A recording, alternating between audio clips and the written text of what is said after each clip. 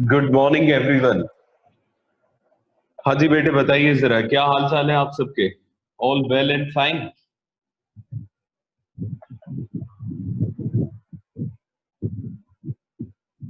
देखिए जी, आज हमें एक नया चैप्टर स्टार्ट करना है जिसका नाम है डिसोल्यूशन ऑफ फर्म।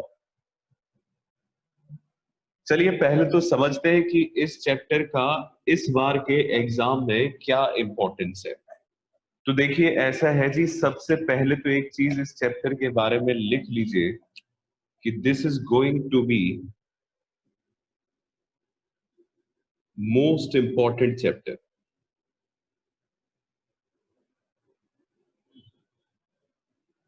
बहुत ज्यादा इंपॉर्टेंट होने वाला है जी। उसके पीछे एक बहुत बड़ा कारण ये है कि इस साल सिलेबस जो रिडक्शन हुआ है वो बाकी चैप्टर से हुआ है, एडमिशन रिटायरमेंट से। तो वो रिडक्शन की वजह से इसकी इंपॉर्टेंस अपने आप बढ़ जाती है, क्योंकि अब सीबीएसई वहां से क्वेश्चन दे नहीं सकता, तो वो इस चैप्टर का यूटिलाइजेशन जरूर करेगा। ठीक है जी। तो बहुत ध्यान से पढ़िएगा। This is very very important and very very easy chapter और बहुत ज्यादा स्कोरिंग है। इस चैप्टर को स्टार्ट करने से पहले उन बच्चों के लिए भी मैं एक डिस्क्लेमर दे दूं जिन्होंने अभी तक अकाउंट्स में पार्टनरशिप को ढंग से नहीं किया है। जिन बच्चों को पुरानी पार्टनरशिप नहीं आती है तो कान खोल के कुछ सुन लो बेटे, आपके लिए ये बात है। आपको इस चैप्टर में पुराने चैप्टरों के ना आने की वजह से कोई परेशानी नहीं हो। ये पूरी तरीके से एक नया कंसेप्ट है। ठीक है जी। लिखिए बेटे जी, अब आगे इसमें टॉपिक्स कवरेज क्या क्या रहेगी।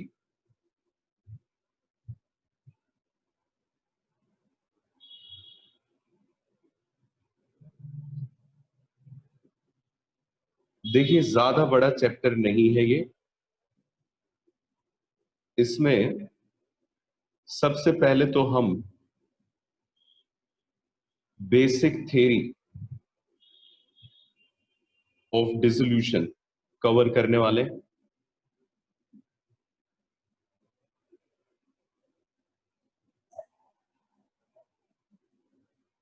इसके बाद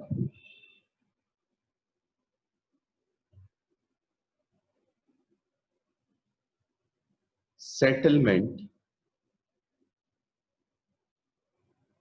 of accounts.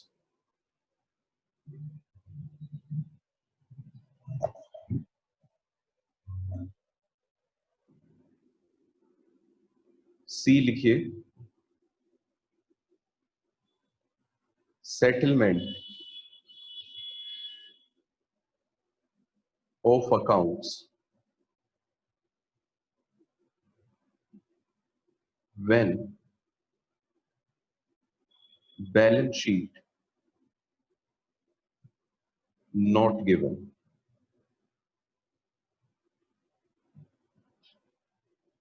D, journal entries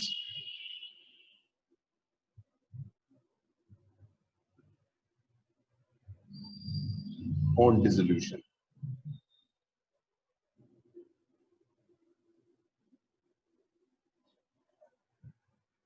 बस ये चार टॉपिक है जी इस पूरे चैप्टर में, और बहुत ही ज्यादा आसान चैप्टर है, ध्यान से समझिएगा। चलिए स्टार्ट करते हैं जी अब अपने चैप्टर को, डिसोल्यूशन ऑफ फर्म। देखो बेटे जी, सबसे पहले तो मैं आपको ये बता दूं कि ये जो शब्द है डिसोल्यूशन, इसका मतलब क्या होता है। देखिए ये डिसोल्यूशन असल में लिया गया है एक साइंस के शब्द से जिसका नाम होता है जी डिसॉल्व करना। डिसॉल्व करने का मतलब ये होता है कि आप किसी भी एक चीज को दूसरी चीज में पूरी तरह से खत्म कर दें। ठीक है। तो वहां से ये वाला शब्द लिया गया है। जैसे कि एग्जाम्पल के तौर पे अगर मैं आपको बताऊं, sugar is dissolvable in water, salt is dissolvable in water. ये आपने साइंस में पढ़ा हुआ है। इसका मतलब सिंपल ये होता है कि चीनी पानी में पूरी तरह से घुल जाती है और अपनी आइडेंटिटी को खो देती है, वो भी पानी में ही रम जाती है। तो डिसोल्यूशन का बेसिक मीनिंग ये है किसी भी चीज को एंड करना। डिसोल्यूशन मीन्स, लिखिए जरा point number 1, dissolution means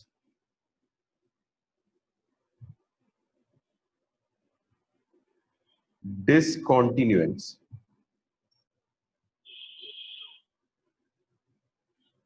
of anything। किसी भी चीज को डिसकंटिन्यू कर देना, बस ये समझ लीजिए वो है डिसोल्यूशन। या किसी भी चीज को उसके एंड तक लेकर आना, वो डिसोल्यूशन होता है। अब जरा पढ़िए इस चैप्टर में क्या पढ़ना है हमें। डिसोल्यूशन ऑफ फर्म, इसका मतलब, डिसोल्यूशन का मतलब होता है जी किसी भी चीज का एंड करना। तो यहां पे हम किसके एंड को करने की बात कर रहे हैं? फर्म के एंड को करने की बात हो रही है। ठीक है, इस चैप्टर में मैं आपको ये सिखाने वाला हूं कि एक फर्म का एंड किस तरह से होता है, एक फर्म को मारा किस तरीके से जाता है, किस तरह से एक फर्म खत्म होती है। इस चैप्टर को कराने का पर्पज सीबीएसई का ये है, देखिए वो बच्चों को पार्टनरशिप में क्या सिखाता है।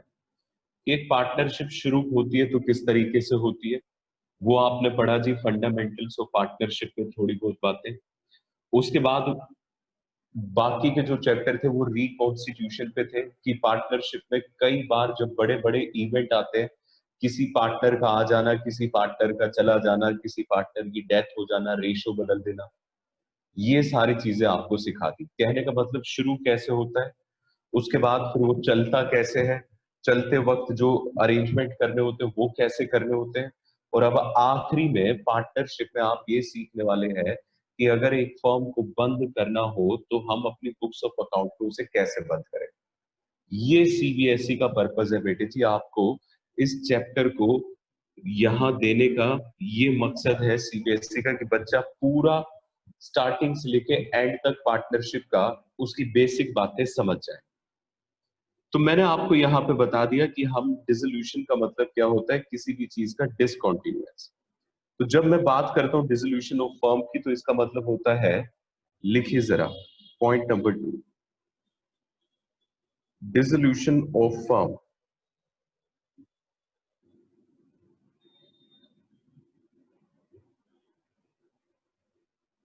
means that business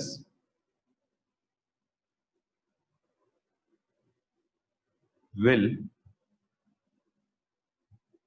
come to an end and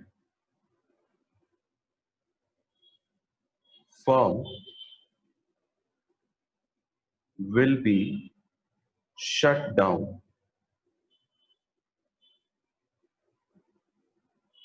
ठीक है जी, डिसोल्यूशन का मतलब क्या होता है जी, बिजनेस अब एंड हो जाएगा और फर्म को शट डाउन कर दिया जाएगा, दुकान का शटर गिरा दिया जाएगा, उसके बाद कभी भी नहीं खोला जाएगा। ये है जी डिसोल्यूशन ऑफ फर्म। अब समझिए जरा, कब कब ऐसा होता है कि हमें डिसोल्यूशन ऑफ फर्म करना पड़ता है। देखो बेटे, बहुत सारे ऐसे इवेंट्स होते हैं जब जब हमें अपने फर्म को बंद करना होता है। इन तमाम इवेंट्स को हम पढ़ेंगे मोड्स ऑफ डिसोल्यूशन के नाम से। लिखिए जरा, मोड्स ऑफ डिसोल्यूशन, डिसोल्यूशन होने के तरीके क्या क्या होते हैं। कई बार एग्जाम में ये वाला क्वेश्चन थ्योरी में आ चुका है जी, 1 मार्क्स में, मोड्स ऑफ डिसोल्यूशन।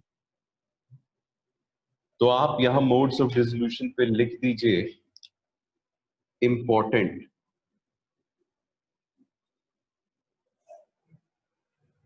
कब कब ऐसा होता है कि एक फर्म को डिसॉल्व किया जाता है, तो देखिए जरा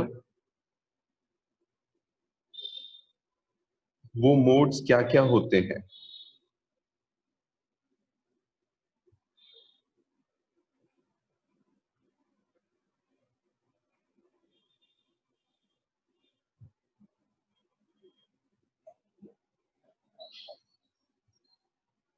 देखिएगा, मोड्स ऑफ डिसोल्यूशन, सबसे पहले लिखिए जरा, अपनी मर्जी से।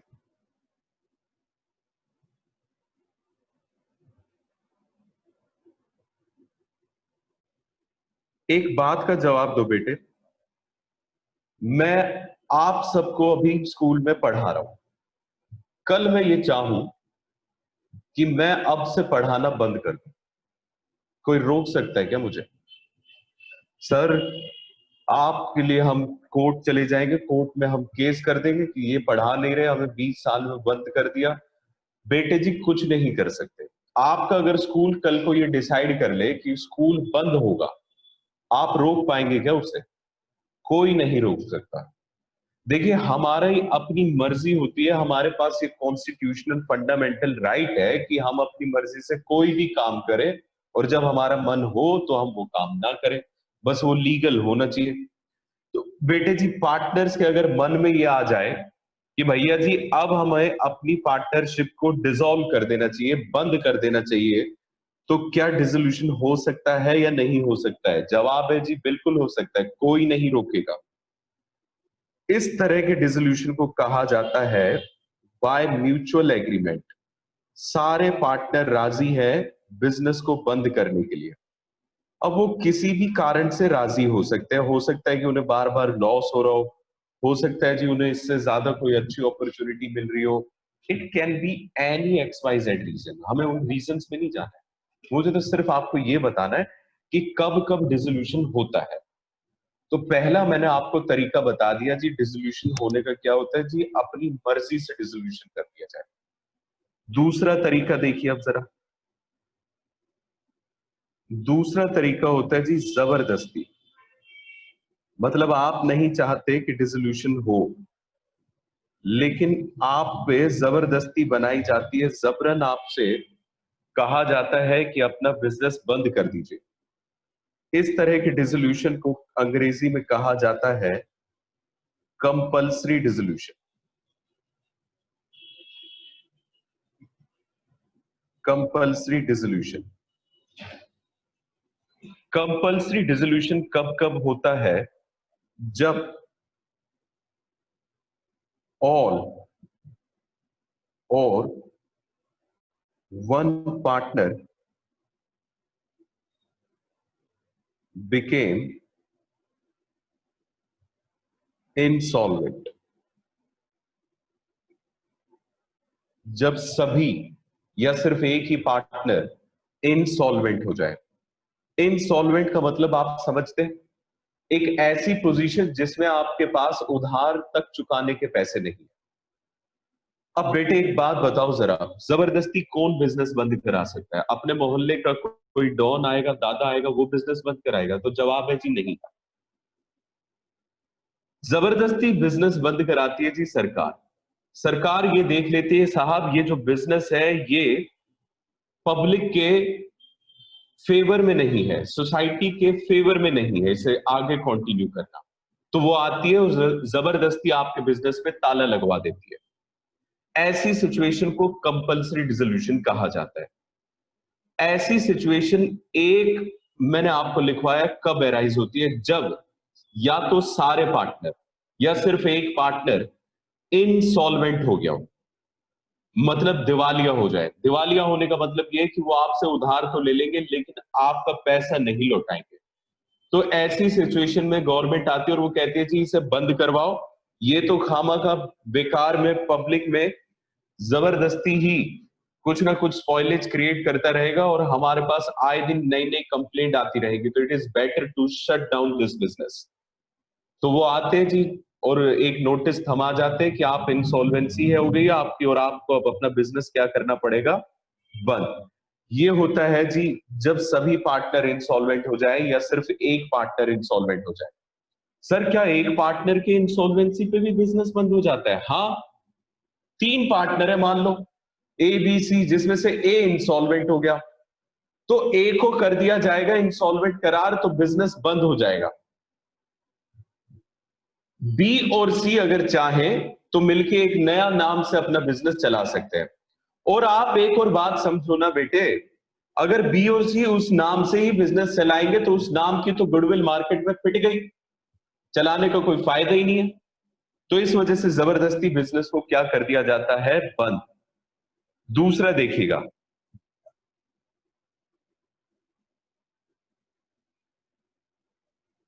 Business of firm is unlawful. Unlawful या फिर आप इसे लिख दीजिए इलीगल, एक ही मतलब है। जो आप बिजनेस कर रहे थे अपने फर्म के नाम पे वो एक इलीगल बिजनेस है, तो क्या गवर्नमेंट उसे चलने देगी? जबरदस्ती आपके बिजनेस को बंद करवाया जाएगा या नहीं? बिल्कुल करवा दिया जाएगा। इसका एक एग्जांपल मैं आपको प्रैक्टिकल लाइफ से देता हूं। आज से कुछ 6-7 साल पहले की बात है। दिल्ली में एक एरिया है, सभी आप जानते होंगे, कनॉट प्लेस। सीपी में एक कैफे शॉप थी जी। वो जो कैफे शॉप थी, जब उसके कागज खंगाले गए तो पता चला उस कैफे शॉप में एक पार्टनर ऐसा है जिसका नाम है हसीना पारकर। हसीना पारिकर जो थी, ये दाऊद इब्राहिम, जो मोस्ट वांटेड लिस्ट में है इंडिया के, उसकी सिस्टर है। और जैसे ही ये बात पता चली तो उस कैफे शॉप को, बिजनेस को बंद कर दिया गया। हालांकि वो कैफे शॉप कोई इलीगल काम नहीं कर रहे थे, लेकिन उसके उसमें जो मनी लगा हुआ था वो एक इलीगल सोर्स से लगा हुआ था। तो बस बेटे जी, इसे भी कंपलसरी डिसॉल्व करना पड़ा। तो ये होते हैं जी कंपलसरी डिसोल्यूशन के तरीके, कि जब जबरदस्ती बिजनेस को बंद कराया जाए। तो पहला तरीका हमने किया कि जब बिजनेस अपनी मर्जी से हो। दूसरा तरीका कि जब बिजनेस को जबरदस्ती बंद कराया जाए। अब देखिए तीसरा तरीका क्या है। तीसरा तरीका होता है नोटिस।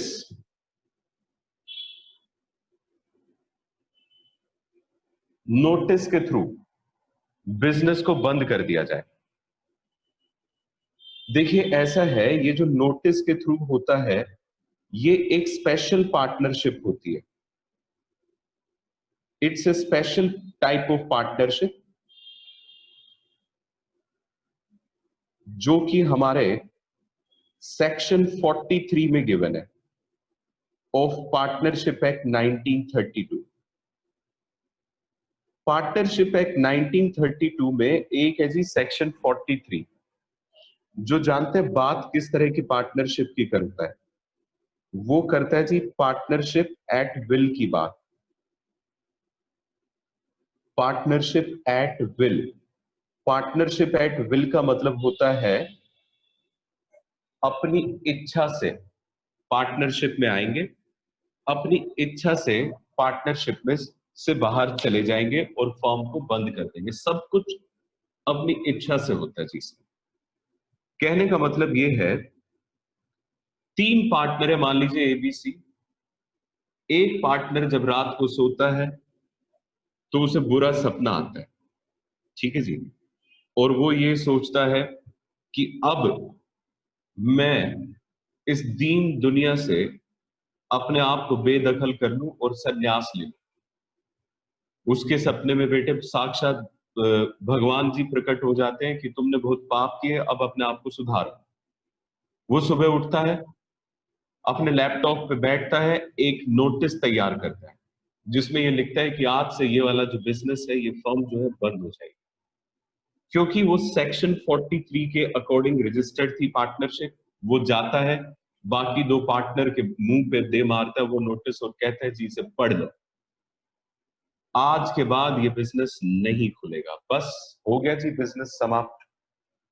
ये होता है पार्टनरशिप बाय नोटिस। एक नोटिस के थ्रू आप पार्टनरशिप एट विल जो होती है उसे खत्म कर सकते हो। Section 43 of partnership act 1932 provides a special type of partnership which is known as partnership at will, in which a partner can close down the business only by serving notice to other partners. That's it. ये होता है जी तीसरा mode. तो इस तरीके से हो सकती है। इसके अलावा एक होती है जी पार्टनरशिप इवेंट बेस्ड पार्टनरशिप, और एक मोड होता है बाय कोर्ट। ये दोनों ही, इसमें बहुत कुछ लिखवाना है तो यहां स्पेस नहीं है, मैं नेक्स्ट पेज पे लेके जाऊंगा। कुल मिला के मैंने आपको 5 तरह के तरीके बताए, जितने आपके हाथ में उंगलियां हैं जी, बस इतने ही तरीकों से बिजनेस बंद कर सकते हैं। मर्जी से, जबरदस्ती, नोटिस से। ये 3 तो हमने डिस्कस कर लिए। अब हम डिस्कस करेंगे इवेंट बेस्ड, और उसके बाद डिस्कस करेंगे जी कोर्ट कब कब डिसॉल्व कर सकता है। तो ये 5 तरीके हैं। अब देखते हुए चलो बेटे जी, इन 5 तरीकों में से जो 3 तरीके वो कवर हो गए। अब देखिए तीसरा तरीका, सॉरी 4th तरीका, ये लिखिए ऑन हैपनिंग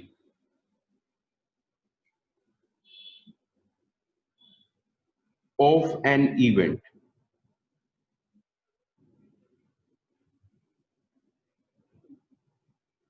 स्लैश करके लिखिएगा इवेंट बेस्ड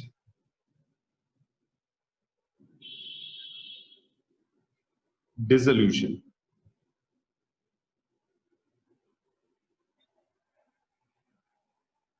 देखिए कुछ ऐसी घटनाएं हो जाए जिसके बाद आप अपने बिजनेस को नहीं चला सकते हैं, उसे हम कहते हैं इवेंट बेस्ड डिसोल्यूशन।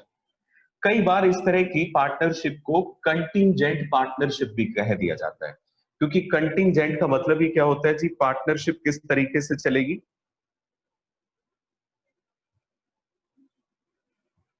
हाँ जी बिल्कुल। देखिए ब्रजेश का सवाल है कि सर क्या जब हमारा ये नोटिस सर्व कर दिया जाता है तो बाकी के 2 पार्टनर कुछ नहीं कर सकते? नहीं, क्योंकि ये पार्टनरशिप एट विल है।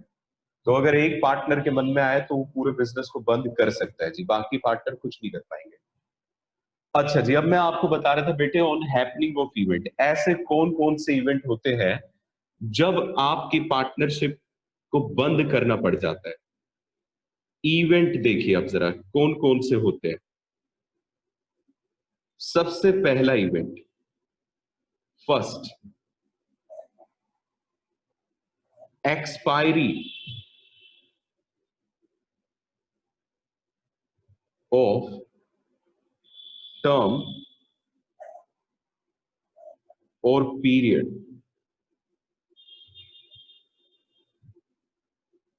फॉर विच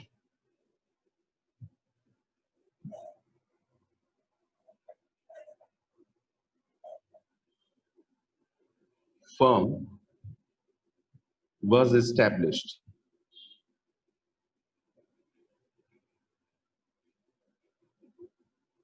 बेटे देखो क्या होता है, कई बार है ना समय अवधि तय कर दी जाती है। समय अवधि क्या होती है कि मान लीजिए कि मैं आपसे कहता हूं कि मैं और आप मिलकर पार्टनरशिप करेंगे जी अगले 10 साल तक। तो जैसे ही 10 साल का पीरियड एंड होगा, पार्टनरशिप छोड़िए, बिजनेस ही क्या हो जाएगा, बंद। फिर मैं और आप अलग अलग चले जाएंगे। सर क्या ऐसा नहीं हो सकता हम अगले 10 साल भी तय कर लें? वो आपकी मर्जी है, कर सकते हैं, फिर उस सिचुएशन में बंद नहीं होगा। लेकिन मेरे कहने का मतलब ये है कि मैं उस सिचुएशन की बात कर रहा हूं कि टाइम पीरियड बंद हो गया और अब आप नहीं चाहते आगे कंटिन्यू करना। तो ऐसे सिचुएशन में आपके पास कोई उपाय नहीं है कि आप इस बिजनेस को कंटिन्यू कर सके, आपको इसे डिसॉल्व करना ही पड़ेगा। सेकंड इवेंट देखिएगा, दूसरा इवेंट, दूसरा इवेंट है कंप्लीशन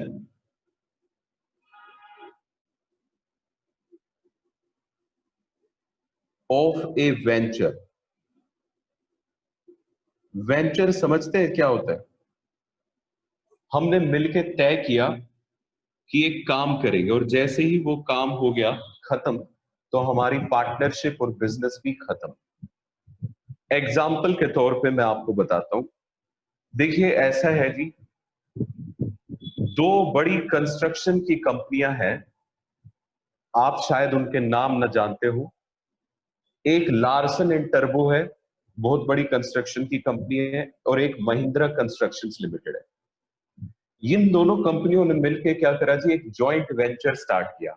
आपने बिजनेस स्टडीज में इसे पढ़ा होगा, joint venture is also a mode of partnership basic. लेकिन वो क्या होता है जी, वो इवेंट बेस्ड हो जाता है, तो इस वजह से उसे अलग से बच्चों को पढ़ाया जाता है जॉइंट वेंचर बोल के। तो इन्होंने क्या तय करा था कि भैया हम क्या करेंगे, हम मिलके जो ये हमारे गुड़गांव में जितने भी फ्लाईओवर्स या फिर जितने भी अंडर पासेस है, ये हम मिलके कंस्ट्रक्ट करेंगे। सरकार से इन्होंने वो कॉन्ट्रैक्ट उठा लिया, और जितना भी मुनाफा होगा वो हम बांट लेंगे, और उन्होंने एक नए नाम से एक फर्म बना। अब आप एक बात बताइए जरा, इन दोनों ने मिलकर एक नई फर्म बनाई, जैसे ही वो काम खत्म हुआ तो बस ये अपने घर और वो अपने घर। ये होता है जी कंप्लीशन ऑफ वेंचर होना। एक पिक्चर आई थी स्टूडेंट ऑफ द ईयर, दो प्रोडक्शन हाउसेस ने उसमें साझेदारी करी थी, पार्टनरशिप करी थी। एक करण जौहर का प्रोडक्शन हाउस था जिसका नाम था धर्मा प्रोडक्शन। एक शाहरुख खान जी का प्रोडक्शन हाउस था जिसका नाम था रेड चिलीज एंटरटेनमेंट। अब जब कभी भी स्टूडेंट ऑफ द ईयर आए तो आप देखिएगा उसमें प्रोड्यूसर में इन दोनों के ही नाम आ रहे होंगे। इन दोनों ने मिलकर ये डिसाइड किया था जी हम एक पिक्चर बनाएंगे, और उसमें जितना भी मुनाफा हो जाएगा वो आपस में बांट के हम अपने घर चले जाएंगे। तो बस ये क्या है, कंप्लीशन ऑफ वेंचर। तो बेटे इसके लिए क्या करते हैं, ये एक नया ऑफिस एस्टेब्लिश करते हैं जिसपे ये दोनों आ जा सके, अपने पर्सनल ऑफिस में आने जाने नहीं देते। जैसे ही वो बिजनेस खत्म हो जाता है तो वो ऑफिस का सामान आपस में बांट लेते हैं, और बस वो पैसे प्रॉफिट सब बंटवारा हो जाने के बाद एक दूसरे से अलग हो जाते हैं। ये होता है जी कंप्लीशन ऑफ वेंचर। तो एक तो हमने किया जी समय खत्म हो जाए, एक हमने किया जी जिस वेंचर के लिए हम आए थे, जिस टारगेट के लिए हम आए थे वो खत्म हो जाए। तीसरा देखिए जरा, कई बार ऐसा होता है कि किसी पार्टनर की डेथ होने पे हमें फर्म को बंद करना पड़ जाता है। देखिए ऐसा हर बार नहीं होता है, कई बार ऐसा होता है जी, डेथ ऑफ ए पार्टनर। तो इसमें कई बार बिजनेस को बंद करना पड़ जाता है। समटाइम्स हमें बिजनेस ऐसे बंद करना पड़ जाता है। जैसे कि समझिए कब, मान लीजिए कि मैं, आप, हम दोनों मिलके शाहरुख खान के साथ एक पार्टनरशिप करते हैं। हम उसके साथ पार्टनरशिप ये करते हैं कि वो हमारी पिक्चर में एक्टिंग करेगा जी, ठीक है। अब मान लीजिए कि शाहरुख खान साहब की भगवान ना करे तबीयत खराब हो जाती है या डेथ हो जाती है। अब क्योंकि डेथ तो मैं तबीयत नहीं लूंगा, डेथ हो जाती है। जब ऐसी सिचुएशन में क्या किया जाए, मैं और आप तो एक्टिंग करेंगे नहीं, हम करने लग गए तो कोई पिक्चर देखने नहीं आएगा, तो पैसा क्यों बर्बाद करना, क्या करेंगे हम ऐसे में। वो जो तीनों ने मिलके फर्म बनाई थी उस पर ताला मार दे, यही तो कर सकते हैं। तो देखिए कई बार इंपॉर्टेंस ऐसी हो जाती है पार्टनर की कि हमें बिजनेस ही उसके चक्कर में बंद करना पड़ जाता है। तो ये हमारे तीन ऐसे इवेंट हैं जिसमें हमें अपने बिजनेस पे ताला लगाना पड़ जाता है। इसे कहा जाता है जी इवेंट बेस्ड डिसोल्यूशन।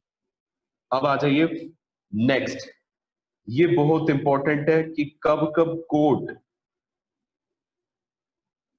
डिसोल्यूशन कर सकता है। This is very very important, exam में कई बार पूछा जा चुका है कि बताइए कोर्ट कब कब आके डिसोल्यूशन करा सकता है।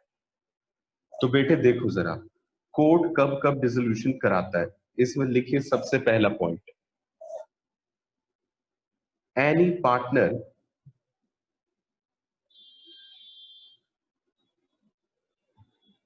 becomes person of unsound mind। कोई भी एक पार्टनर अनसाउंड माइंड का डिक्लेयर हो गया, क्या करें जी आप। क्या एक अनसाउंड माइंड के व्यक्ति के साथ, एक पागल व्यक्ति के साथ आप बिजनेस चला सकते हैं? जवाब है नहीं। तो ऐसी सिचुएशन में क्या है जी, हमें कोर्ट में मूव करना पड़ता है। अच्छा एक बात ध्यान रखिएगा, जब मैं कह रहा हूं ना कोर्ट में, तो असल में ये होता है जी, यहाँ पे एक पार्टनर दूसरे पार्टनर के अगेंस्ट कोर्ट में जाता है। मतलब यहाँ पे पार्टनर वर्सेस पार्टनर केस होता है। ऐसा नहीं है कि कोर्ट में कोई और गया है, वो फिर कंपल्सरी डिसोल्यूशन में आ जाता है अगर कोई और जाए, जैसे इंसॉल्वेंसी पे चला जाए या फिर इलीगल बिजनेस पे चला जाए, तो वो वहां पे होता है। जब एक पार्टनर दूसरे पार्टनर के अगेंस्ट सूट फाइल कर दे या फिर मुकदमा ठोक दे, इसे इस तरह से समझिए, तो ही हम कोर्ट वाला केस डिस्कस करते हैं। ठीक है जी। जब कभी भी पार्टनर क्या होता है, अनसाउंड माइंड का हो जाता है, तो एक पार्टनर कोर्ट में जाएगा जी, कहेगा कि ये बुद्धिमान तो रहा नहीं साहब, अब इसे बिजनेस को बंद करना ही बेहतर है, तो कोर्ट करवा देगा। Any partner is found guilty of misconduct, कोई भी पार्टनर कोई एक ऐसी बात कर देता है जिसके बारे में हमने अपने पार्टनरशिप डीड में लिखा हुआ था कि नहीं करनी है, मिसकंडक्ट जिसे कहते हैं।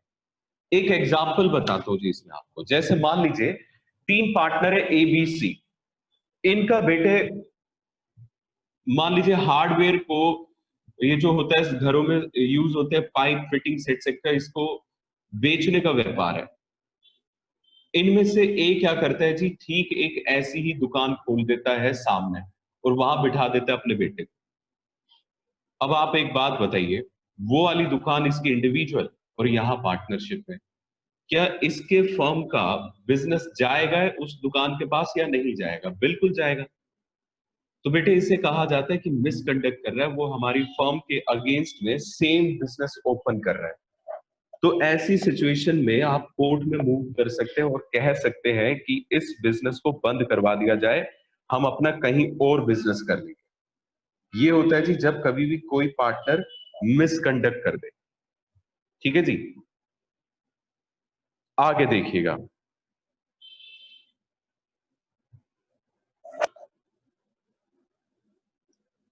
कोर्ट फाइंड्स dissolution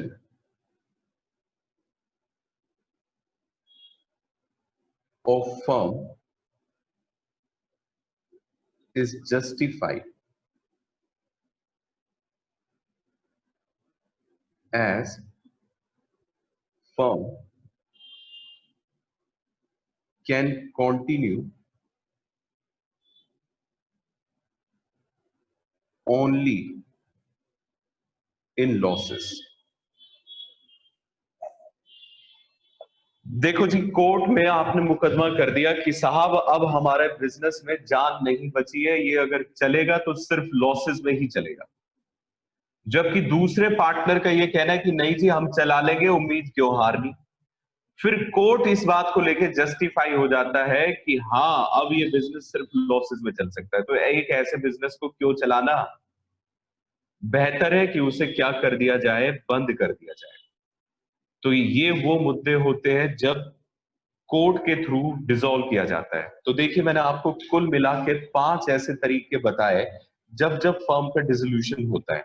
सबसे पहले अपने मर्जी से इसमें पार्टनर अपने तीनों तैयार हो जाते हैं, सारे पार्टनर राजी हो जाते हैं जी और डिसॉल्व कर लेते हैं। दूसरा जबरदस्ती, इसमें क्या होता है जी, कोर्ट में कोई और मुकदमा करता है। जब ऐसा कब किया जाता है, जब एक या सारे पार्टनर इंसॉल्वेंट हो जाए तो कोर्ट बंद करवा देगा। लेकिन इसे कहा जाएगा कंपल्सरी डिसोल्यूशन, क्योंकि किसी भी पार्टनर की चाहत नहीं थी कि बंद हो या फिर बिजनेस इलीगल हो। ठीक है, नोटिस के थ्रू एक स्पेशल पार्टनरशिप होती है जी, पार्टनरशिप एट विल, जिसमें आप नोटिस के थ्रू क्या कर सकते हैं, अपने पार्टनरशिप को कभी भी बंद कर सकते हैं। उसके बाद इवेंट बेस्ड अगर पार्टनरशिप है तो वो इवेंट के एंड हो जाने पे, मान लीजिए कि हमने कोई एक वेंचर लिया हुआ है तो वेंचर कंप्लीशन पे, हमने समय अवधि तय की हुई है तो उस टाइम कंप्लीशन पे, या कोई एक पार्टनर इतना इंपॉर्टेंट है कि उसकी अगर डेथ हो गई तो अपन बिजनेस ही नहीं चला पाएंगे, तो डेथ ऑफ ए पार्टनर। और कोर्ट, कोर्ट को बेटे कई बार एग्जाम में पूछा गया है कि ये बताइए कोर्ट कब कब डिसोल्यूशन करा देता है। तो डिसोल्यूशन कोर्ट के थ्रू कब कब होता है जी, जब एक व्यक्ति अनसाउंड माइंड का मिले, जब एक व्यक्ति गिल्टी ऑफ मिसकंडक्ट हो, और जब एक व्यक्ति केस फाइल करे पार्टनर एक केस फाइल करे कि हमारा बिजनेस सिर्फ लॉस में रन कर सकता है और कोर्ट भी इस जस्टिफिकेशन को मान ले। ये वो तरीके थे जिससे हमारे पार्टनरशिप का डिसोल्यूशन हो जाता है, मतलब फर्म का डिसोल्यूशन हो जाता है। चलिए जी, आज के लिए बस हम इतना ही करते हैं, ठीक है, बाकी हम कल करेंगे। देखिए समझाने में ही इतना समय निकल जाता है। ओके, थैंक यू बेटे, बाकी हम कल डिस्कस करते हैं। Bye and take care of yourself. अभी तक हमने इसमें क्या क्या कवर किया है जी डिसोल्यूशन ऑफ फर्म में। डिसोल्यूशन का मतलब मैंने आपको बता दिया कि डिसोल्यूशन का मतलब होता है डिसकंटिन्यूएंस ऑफ एनीथिंग, किसी भी चीज को रोक देना। तो डिसोल्यूशन ऑफ फर्म का मतलब हो गया कि फर्म को रोक देना, कहने का मतलब फर्म को बंद कर देना, शट डाउन कर देना, उसके बिजनेस को पूरी तरह से खत्म कर देना। ऐसा कई सिचुएशंस में होता है जब हमें अपने बिजनेस को बंद करके जाना पड़ता है। ये 5 तरह की सिचुएशंस होती है। पहली, हम अपनी मर्जी से ही अपने बिजनेस को बंद कर दें। दूसरा, हम बिजनेस को बंद करते हैं जी जबरदस्ती। ऐसी 2 सिचुएशंस होती है जिसमें सरकार हमारे बिजनेस को जबरदस्ती बंद कराती है, या तो हम इलीगल बिजनेस कर रहे होते या फिर हमारा एक या ज्यादा पार्टनर इंसॉल्वेंट हो जाते हैं, तब ऐसा होता है। अच्छा जी, फिर उसके बाद हमने किया कि एक ऐसी सिचुएशन भी होती है जब नोटिस दे के आप अपने बिजनेस को बंद कर सकते हैं। ऐसा सिर्फ और सिर्फ उस पार्टनरशिप में हो सकता है जो पार्टनरशिप एट विल हो, सेक्शन 43 ऑफ पार्टनरशिप एक्ट के अकॉर्डिंग जो रजिस्टर हो। इवेंट बेस्ड ऐसी पार्टनरशिप जो कि कुछ इवेंट के लिए ही, कुछ काम करने के लिए एक साथ जुड़ती है, जैसे ही काम खत्म हुआ वो पार्टनरशिप भी एंड कर देते हैं, और इसके अलावा कोर्ट के थ्रू। ठीक है जी, तो देखिए जरा क्या क्या बताया था मैंने आपको कि इवेंट में 3 तरह के इवेंट बताए थे। एक, अगर आपका वो समय मतलब वो पीरियड खत्म हो जाए जिस जितने पीरियड के लिए आपने अपनी पार्टनरशिप को बनाया था। दूसरा, अगर आपका वो काम खत्म हो जाए जिस पर्पज के लिए आप एक साथ जुड़े थे, या फिर अगर बहुत ही इंपॉर्टेंट पार्टनर की डेथ हो जाए तो भी आपको अपना बिजनेस बंद करना पड़ जाता है। ये थी इवेंट बेस्ड। कोर्ट कब कब इंटरफेयर कर सकता है? जब एक पार्टनर दूसरे पार्टनर के अगेंस्ट कोर्ट में जाता है तब कोर्ट आपका बिजनेस बंद करवा देता है। ऐसा तब होता है जी जब पर्सन अनसाउंड माइंड का हो जाए, कोई भी एक पार्टनर। मतलब एक पार्टनर अगर मान लीजिए दिमाग से पागल हो जाए तो फिर वो ऐसी सिचुएशन में हम उसके साथ कंटिन्यू कर सकते हैं, हम कोर्ट में अपील करते हैं और कोर्ट बिजनेस बंद करा देता है। या फिर पार्टनर किसी भी ऐसे काम में इन्वॉल्व हो जो हमारे पार्टनरशिप फर्म के अगेंस्ट हो, जिसे हम मिसकंडक्ट कहते हैं।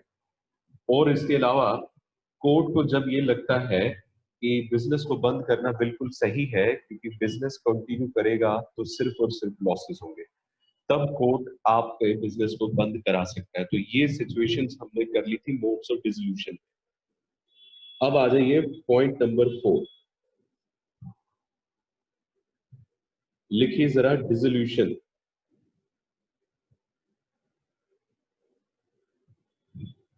Of firm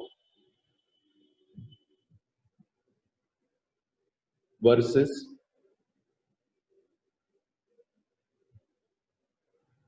dissolution of partnership. देखिए मैंने आपके सामने 2 यहाँ पे वर्ड्स लिखे हुए हैं, एक है डिसोल्यूशन ऑफ फर्म और एक है जी डिसोल्यूशन ऑफ पार्टनरशिप। आप सभी जानते हैं डिसोल्यूशन का मतलब एंड होता है, तो इसका मतलब ये है डिसोल्यूशन ऑफ फर्म मतलब एंड ऑफ फर्म, और ये है जी पार्टनरशिप का एंड। आप मुझे एक बात का जवाब दीजिए, क्या ये दोनों चीजें सेम है? अगर मैं फर्म को एंड करूं और पार्टनरशिप को एंड करूं तो क्या दोनों का मतलब सेम है? जवाब है नहीं। बेटे फर्म का एंड करने का मतलब होता है बिजनेस का एंड, जबकि पार्टनरशिप को एंड करने का मतलब होता है कि एग्रीमेंट का एंड।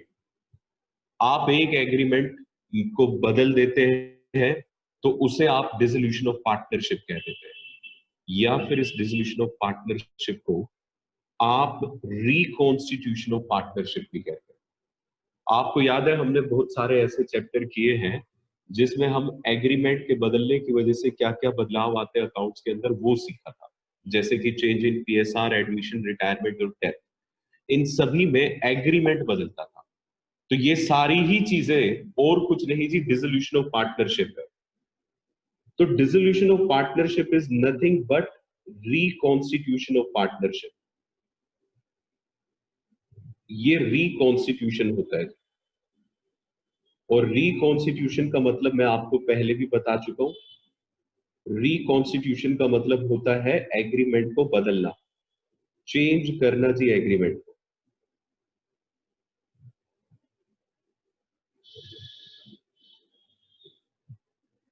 ठीक है, क्या इसमें हमारा बिजनेस एंड होता है? जवाब है नहीं। बिजनेस कॉन्टिन्यूस, बिजनेस चलता रहता है जी। ठीक है, अगर बिजनेस चलता रहता है तो हमें अपनी बुक्स ऑफ अकाउंट को बंद नहीं करना होता।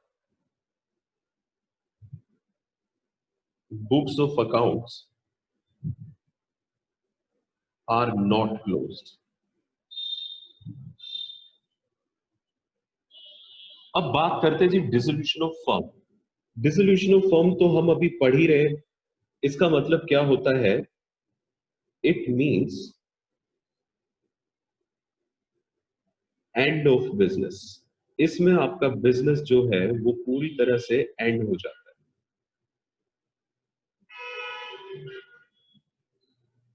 ठीक है, और ये इंक्लूड करता है डिसोल्यूशन ऑफ पार्टनरशिप। कहने का मतलब ये है, एक बात का जवाब दो। अगर मान लीजिए मैं फर्म को बंद करूं तो क्या पार्टनरशिप चल पाएगी? पर पार्टनरशिप तो फर्म चलाने के लिए थी। अगर आपने फर्म को बंद कर दिया तो इसका मतलब आपकी पार्टनरशिप भी क्या हो गई? एंड। तो डिसोल्यूशन ऑफ फर्म एक बड़ा शब्द है, वो डिसोल्यूशन ऑफ पार्टनरशिप को भी इंक्लूड करता है। और क्योंकि आप अपने बिजनेस को बंद कर रहे हो तो इसमें हमें अपनी बुक्स को भी क्या कर देना होगा? पूरी तरह से बंद। Books of accounts are closed. ठीक है जी, बिजनेस को आप क्या कर देते हैं? पूरी तरह से बंद कर देते हैं, तो आपको अपनी किताबों को भी बंद करना पड़ता है। ये फर्क होता है जी डिसोल्यूशन ऑफ फर्म और डिसोल्यूशन ऑफ पार्टनरशिप में। लेकिन फिर भी इस वाले टॉपिक के ऊपर आपकी बुक में 6 से 7 डिफरेंसेस गिवन है। तो आप इस टॉपिक को पूरे अच्छे तरीके से बुक से पढ़ लीजिएगा, क्योंकि ये कई बार एग्जाम में आ जाता है। मैंने आपको ये पूरा समझा दिया है, बस डिफरेंस कैसे लिखना है ये आप अपनी बुक से जरूर पढ़ लीजिएगा। Refer book.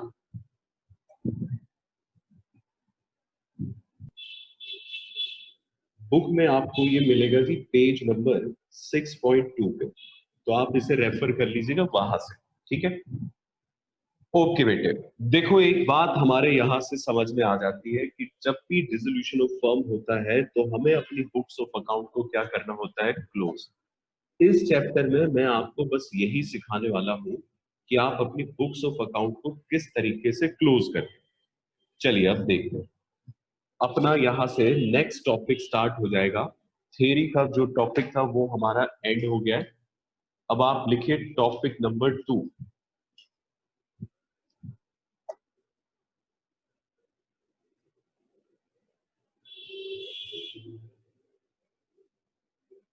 Topic number 2,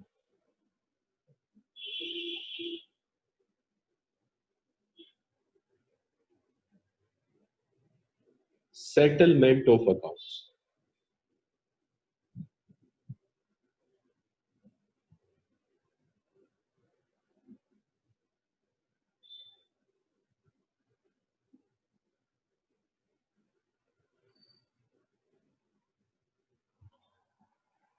settlement of accounts. Settlement of account का मतलब है क्लोजर ऑफ बुक्स। ठीक है जी, बुक्स को किस तरीके से क्लोज किया जाता है? Closure of books. और ब्रैकेट में लिखिए सेक्शन 48। देखिए ऐसा है जी, ये वाला सेक्शन आपको याद रखना कि हमारे पार्टनरशिप में बुक्स ऑफ अकाउंट क्लोज कैसे होती है, सेक्शन 48 के हिसाब से होती है। अब जरा इसे समझेंगे। देखो बेटे जी, ध्यान से सुनना, मैं जो बातें आपको बताने वाला हूं। देखिए ऐसा है, किसी भी बिजनेस का बंद हो जाना एक चिंता की बात होती है इकोनॉमी के लिए। गवर्नमेंट इस चीज को लेकर बड़ा कॉशियस रहती है कि कोई भी बिजनेस, पहली तो चीज वो बंद हो ना, हम उसे किसी तरह से अगर फंड्स वगैरह देके उसे जिंदा रख सकते हैं तो जिंदा रखें, लेकिन फिर भी अगर वो बंद होनी ही है तो उसके लिए सरकार ने कुछ नियम बनाए हुए हैं। वो नियम इस वजह से बनाए गए हैं क्योंकि जब कोई व्यक्ति अपना बिजनेस बंद करके भागता है तो इसका मतलब ये है कि वो उस वक्त पे अच्छी फाइनेंशियल पोजीशन में नहीं है। अगर होता तो वो अपना बिजनेस बंद ही नहीं करता। सरकार ने इस चीज को समझते हुए लॉ बनाया है कि अगर आप अपनी बुक्स ऑफ अकाउंट को बंद करेंगे, बिजनेस को बंद करेंगे, तो हम आपको वो प्रोसीजर बताएंगे आप जिस तरीके से अपनी बुक्स को बंद करेंगे। मतलब ये कि अकाउंट्स को बनाने का प्रोसीजर गवर्नमेंट ने बताया हुआ है पार्टनरशिप एक्ट 1932 के सेक्शन 48 में। अगर सरकार ने ही कोई सेक्शन निकाल दिया अकाउंट्स बनाने के लिए तो बेटे हम तो मजबूर हैं, उसी तरीके से हमें अकाउंट बनाने पड़ेंगे। अब अपनी मर्जी ना चल पाएगी। और गंभीरता सरकार की इस वजह से है बुक्स को लेके, क्योंकि देखिए बुक्स में सबसे ज्यादा हेरा फेरी तब होती है जब इंसान की फाइनेंशियल कंडीशन खराब हो और वो बिजनेस बंद करना चाहता हो। उस वक्त पे वो हेरा फेरी कर सकता है। तो प्रोसीजर सेट कर दिया जी जिससे हेरा फेरी के चांसेस मिनिमाइज हो जाए। समझ गए इस बात को? तो सेटलमेंट ऑफ अकाउंट किस तरीके से होती है, सेक्शन 48 इस बारे में क्या कहता है, इसे अब हम समझते हैं।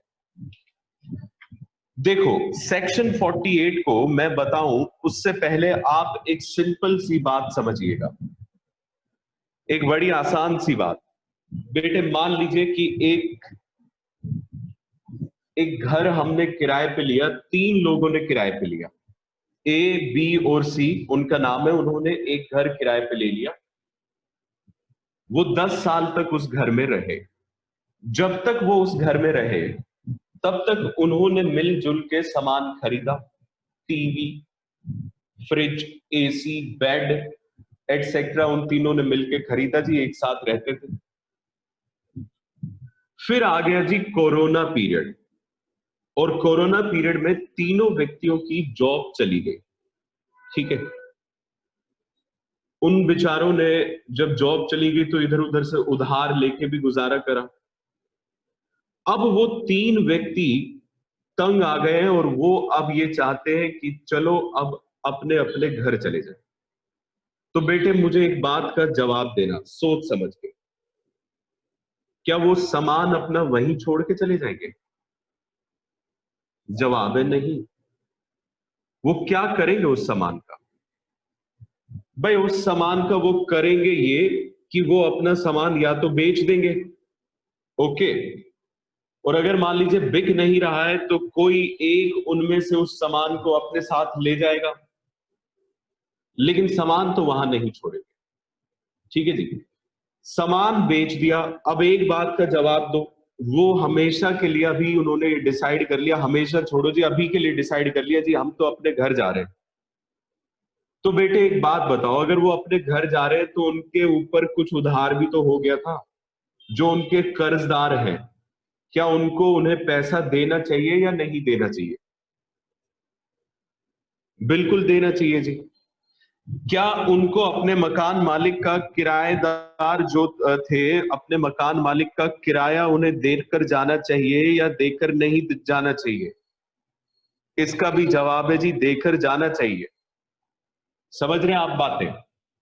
तो देखो वो किस तरीके से अपने मकान को छोड़कर जाएंगे। वो सबसे पहले तो अपने सारे एसेट्स को सेटल करेंगे। सेटल करने का मतलब है बेच देंगे या आपस में बांट लेंगे, जो मर्जी करे। उसके बाद जितना भी पैसा आएगा वो उससे पहले तो बाहर वालों का उधार चुकाएंगे। ठीक है। अब मान लो ए बी और सी का आपस में भी कुछ उधार है, तो वो भी उधार उन्हें चुका के जाना चाहिए। इंटरनल लाइबिलिटी आपस में जो इनकी है वो भी इन्हें चुकानी चाहिए, फिर वो भी चुकाएंगे। मैं यहां पे आपसे एक सवाल पूछना चाहता हूं, जरा सोच समझ के जवाब देना। ठीक है, आप कितनी कॉमन सेंस यूज करते हैं अपना व्हाट्सएप रेडी कर लीजिए, मुझे आपका आंसर चाहिए। ए बी सी का बेटे बाहर वालों का भी उधार है, किराया भी देना है। आप मुझे ये बताइए, ए बी सी का आपस में भी उधार है। मान लीजिए कि इन्हें किराया देना है 10,000 रुपए, और ए और बी के आपस के बीच में भी कुछ उधार है, मतलब बी को ए को पैसे देने हैं। तो अब मुझे एक बात बताओ, ये पहले क्या करें? ए बी सी आपस में अपना उधार सेटल करें, या फिर जो मकान मालिक है उसका किराया दिया जाए? पहले रेंट की पेमेंट हो या फिर इनकी इंटरनल सेटलमेंट हो? आप बताइए जरा, आप क्या समझते हैं क्या होना चाहिए? बिल्कुल सही कह रहे हैं जी आप, कॉमन सेंस की बात है। देखिए आपस में तो ये फिर भी सेटलमेंट कर लेंगे, लेकिन मकान मालिक इन्हें जाने ना देगा जब तक ये किराया नहीं देते। यस, पहले बाहर वालों को उधार चुकाना चाहिए। तो अब जरा देखिए सेक्शन 48 क्या कहता है, बहुत ध्यान से समझिएगा। सेक्शन 48 में दो सेक्शन लगते हैं जी। पहला है सेक्शन 48 क्लॉज ए। इसके अंदर दो क्लॉजेज आएंगे, मैंने गलती से सेक्शन बोल दिया। सेक्शन 48 का क्लॉज ए, ये जो क्लॉज ए है ये बात करता है ट्रीटमेंट ऑफ लॉसेस।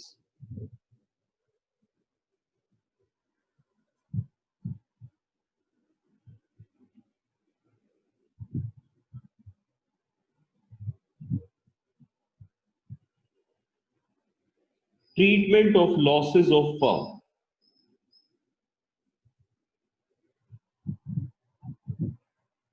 देखिए फर्म को जो लॉस हो रखा है ये उसका निपटारा किस तरीके से करे।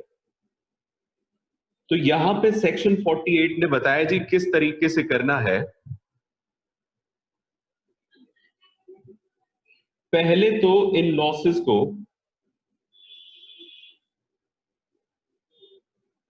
पे आउट करना होता है फ्रॉम प्रॉफिट्स, यानी कि रिजर्व्स। भाई मान लीजिए 3-4 साल का लॉस इकट्ठा हो रखा है, तो भैया कैसे सेटलमेंट करें? पार्टनर में डायरेक्टली बांट दे क्या? क्या किया जाए उस लॉस का, उसकी बात हो रही है। तो सेक्शन 48 कहते हैं जी देखो, पहले तो इसे अपने रिजर्व्स में से आप सेट ऑफ करो। ठीक है जी। उसके बाद अगर रिजर्व्स कम पड़ जाए तो इन्हें इनके कैपिटल से सेट ऑफ करो।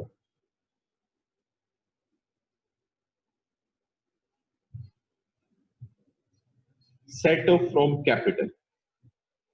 और अगर फिर भी लॉस की पूर्ति नहीं हो पा रही है तो फिर वैसी उस सिचुएशन में partners will bear the loss individually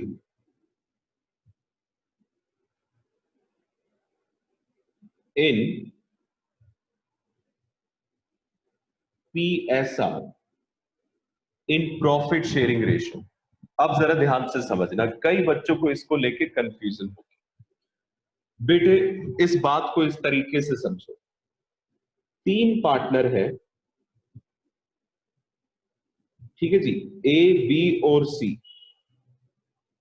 ये तीन पार्टनर है। और बेटे लॉस इनके पास बड़ा अमाउंट इकट्ठा हो रखा है जी, मान लीजिए 5 लाख रुपए। अब जरा देखिएगा इनका झगड़ा क्या होता है। ए बी और सी ए बी और सी से कहेगा सुनो तुम दोनों की वजह से ये लॉस हुआ है, तुम दोनों अगर मान लो उस वाले प्रोजेक्ट में गलती ना करते तो इतना भारी भरकम नुकसान ना होता और आज हमें अपना बिजनेस बंद ना करना पड़ता। बी और सी कहते तुम अपने आप को ज्यादा समझदार समझते हो, लॉस हमारी वजह से ये हुआ, ठीक है, हमारी लापरवाही बता रहे हो, तुमने वो प्रोजेक्ट ही हाथ में क्यों लिया, ये तुम्हारी वजह से लॉस हुआ है। ए कहता है तुम्हारी वजह से, बी और सी कहते हैं तेरी वजह से, और इनके बीच में झगड़ा हो जाता है कि लॉस तुम दोनों बियर करो, ये 5 लाख का तुम्हारी वजह से अब फर्म बंद हो रही है। बेटे क्योंकि फर्म बंद होने वाली है ना, तो जब सारे रिश्ते नाते टूटने होते हैं तो आदमी लड़ाई झगड़े पे आ ही जाता है कि अब तो इससे फ्यूचर में कोई काम नहीं, कोई इससे बोलचाल नहीं, तो भाड़ में जाए रिश्तेदारी, भाड़ में जाए भाईचारा, चलो झगड़ा ही कर लिया जाए, पैसे बचाए जाए, तब इंसान इस सिचुएशन पे आ जाता है। तो ये आपस में झगड़ा करने लग जाएंगे कि इस लॉस को तू बियर कर, तू बियर कर, इस तरीके से बात होने शुरू हो जाएगी। तो इस वजह से कानून बना, सेक्शन 48 है, उन्होंने कहा कि तुम्हारे बीच में जाते जाते सबसे ज्यादा झगड़े होंगे और वो लॉस को लेके होंगे, तो लॉस को तुम किस तरीके से सेटल करोगे, बात सुन लो जरा ध्यान से।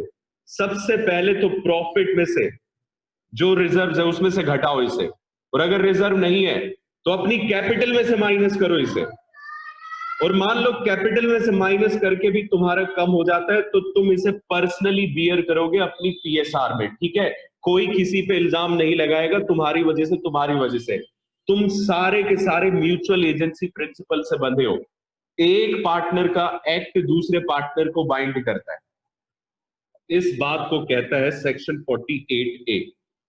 खैर ये जो सेक्शन 48A है ये पूरा का पूरा एक थियोरेटिकल पॉइंट है जो आपसे हो सकता है कि एग्जाम में कभी पूछ लिया जाए जब कभी पेपर टफ आएगा, ये तो पूरा का पूरा थियोरेटिकल है जी।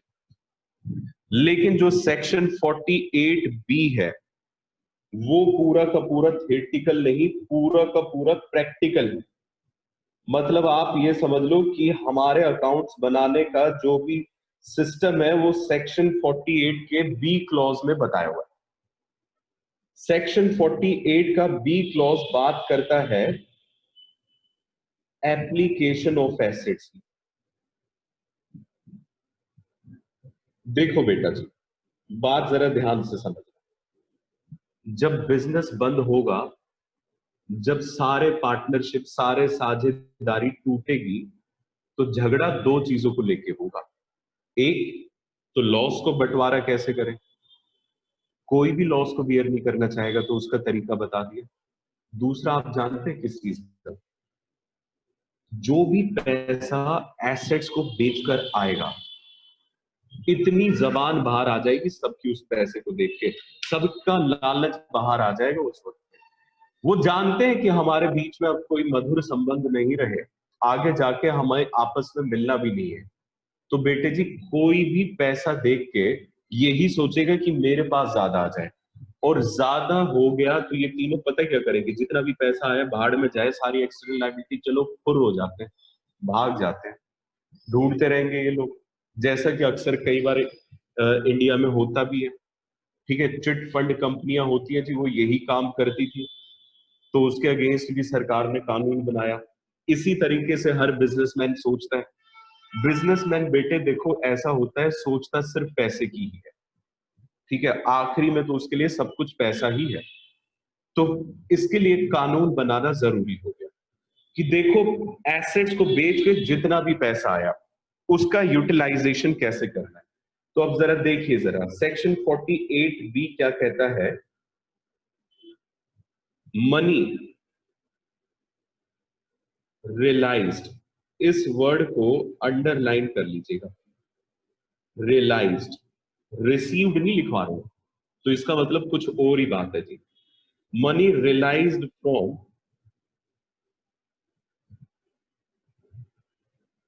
डिस्पोज ऑफ एसेट्स, डिस्पोज को भी अंडरलाइन कर दीजिए,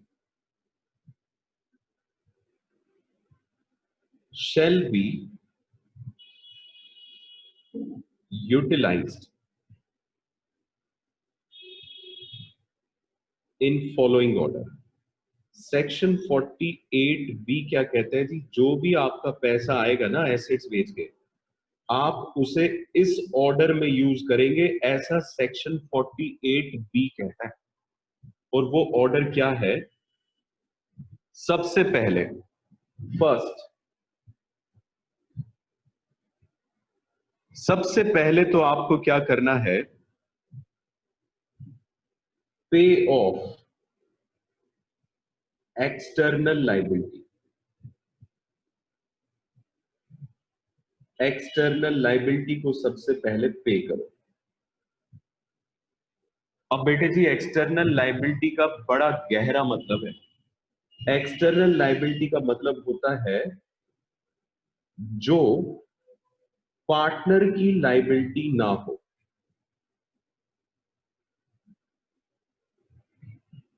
जो पार्टनर की लाइबिलिटी ना हो। अभी जब मैं आपसे पूछ रहा था किराएदारों के एग्जाम्पल में, तो आपने मुझे कहा कि हाँ सर, पहले तो एक्सटर्नल लाइबिलिटी की पेमेंट करो। तो सेक्शन 48 भी इसी बात को कहता है कि भैया जो पार्टनर की लाइबिलिटी ना हो, ठीक है, डायरेक्टली, जो डायरेक्टली पार्टनर की लाइबिलिटी ना हो, पहले उसे पे करो। सर, डायरेक्टली पार्टनर की लाइबिलिटी का मतलब क्या है? बेटे मान लो पार्टनर की वाइफ ने हमें लोन दे रखा है, तो अब उस लोन को मैं एक्सटर्नल मानूं या इंटरनल मानूं? भाई पार्टनर ने लोन नहीं दिया है, पार्टनर की वाइफ ने लोन दिया है, तो यहां पे एक्सटर्नल लाइबिलिटी का मतलब है ऐसी लाइबिलिटी जो पार्टनर की लाइबिलिटी नहीं। तो पार्टनर की वाइफ की लाइबिलिटी एक्सटर्नल लाइबिलिटी हो जाती है। समझ रहे हैं इस बात को? इसके बाद पहले तो एक्सटर्नल लाइबिलिटी को पे करो, सेकंड नंबर पे ऑफ इंटरनल लाइबिलिटी। इसके बाद आपको इंटरनल लाइबिलिटी की पेमेंट करनी चाहिए। मतलब ये, जो भी पार्टनर का लोन होगा फिर हम उसकी पेमेंट करेंगे, partners loan. Okay, next, last, if still money is left, then it will be used to make final settlement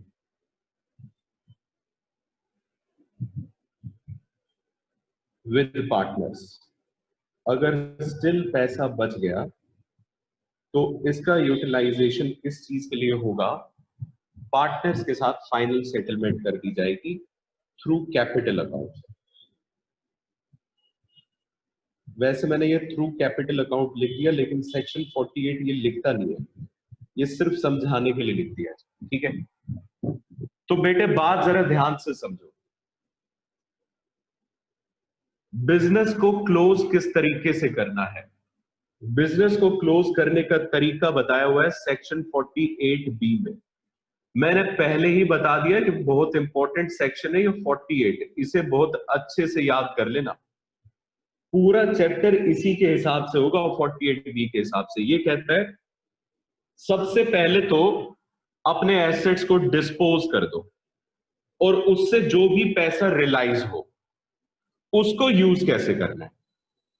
external liability को पहले पे करो, फिर इंटरनल लाइबिलिटी को पे करो और फिर पार्टनर को सेटल कर दो। तो ये ऑर्डर हमें फॉलो करना है। अब अगर मान लीजिए कि आपसे क्वेश्चन ये कह दे कि ए बी सी तीन पार्टनर है, बी ये चाहता है कि पहले हमें हमारी कैपिटल सेटल कर दी जाए, बाद में एक्सटर्नल लाइबिलिटी और इंटरनल लाइबिलिटी को पे किया जाए, तो उस क्वेश्चन पे लिख के आ जाना कि ये क्वेश्चन गलत है। क्योंकि वो सेक्शन 48B के अगेंस्ट जा रहा है। समझ गए इस बात को? हम अपने अकाउंट सेक्शन 48B के अकॉर्डिंग ही बनाएंगे। तो अब जरा समझिए दरकार क्या है। हमें क्या करना है जी, पहले एसेट्स को बेचना है और एक्सटर्नल लायबिलिटी को सेटल करना है। तो बेटे जी इसके लिए अब देखिए जरा हमें अकाउंट कैसे बनाने होते हैं, क्या क्या अकाउंट बनेंगे। नेसेसरी अकाउंट्स,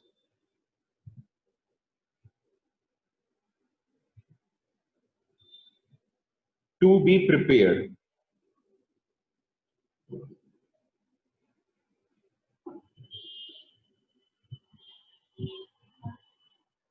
नेसेसरी अकाउंट क्या क्या बनेंगे आप जरा ध्यान से देखिए।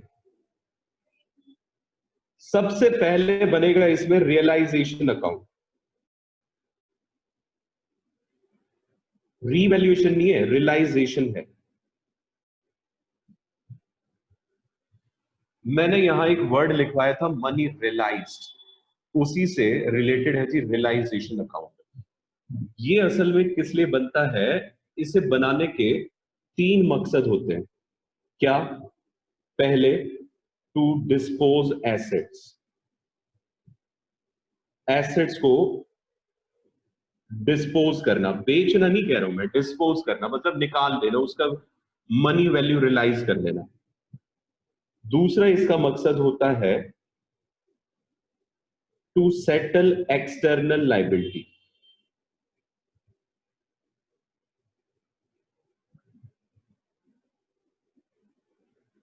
और तीसरा इसका मकसद होता है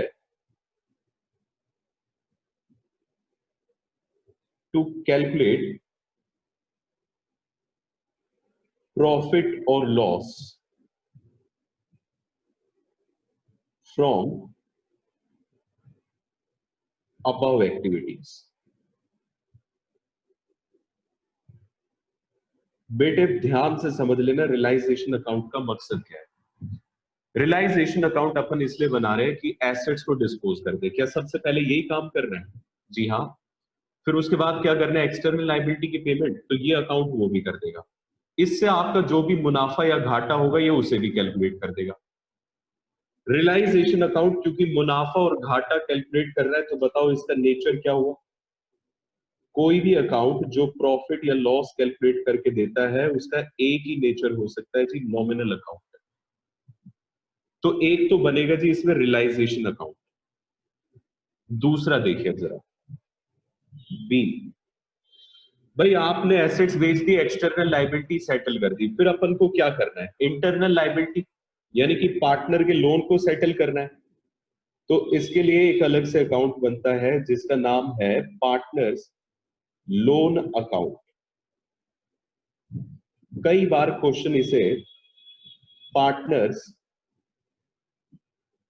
एडवांस अकाउंट भी कहेगा, तो कोई दिक्कत वाली बात नहीं है जी, मतलब सेम ही है।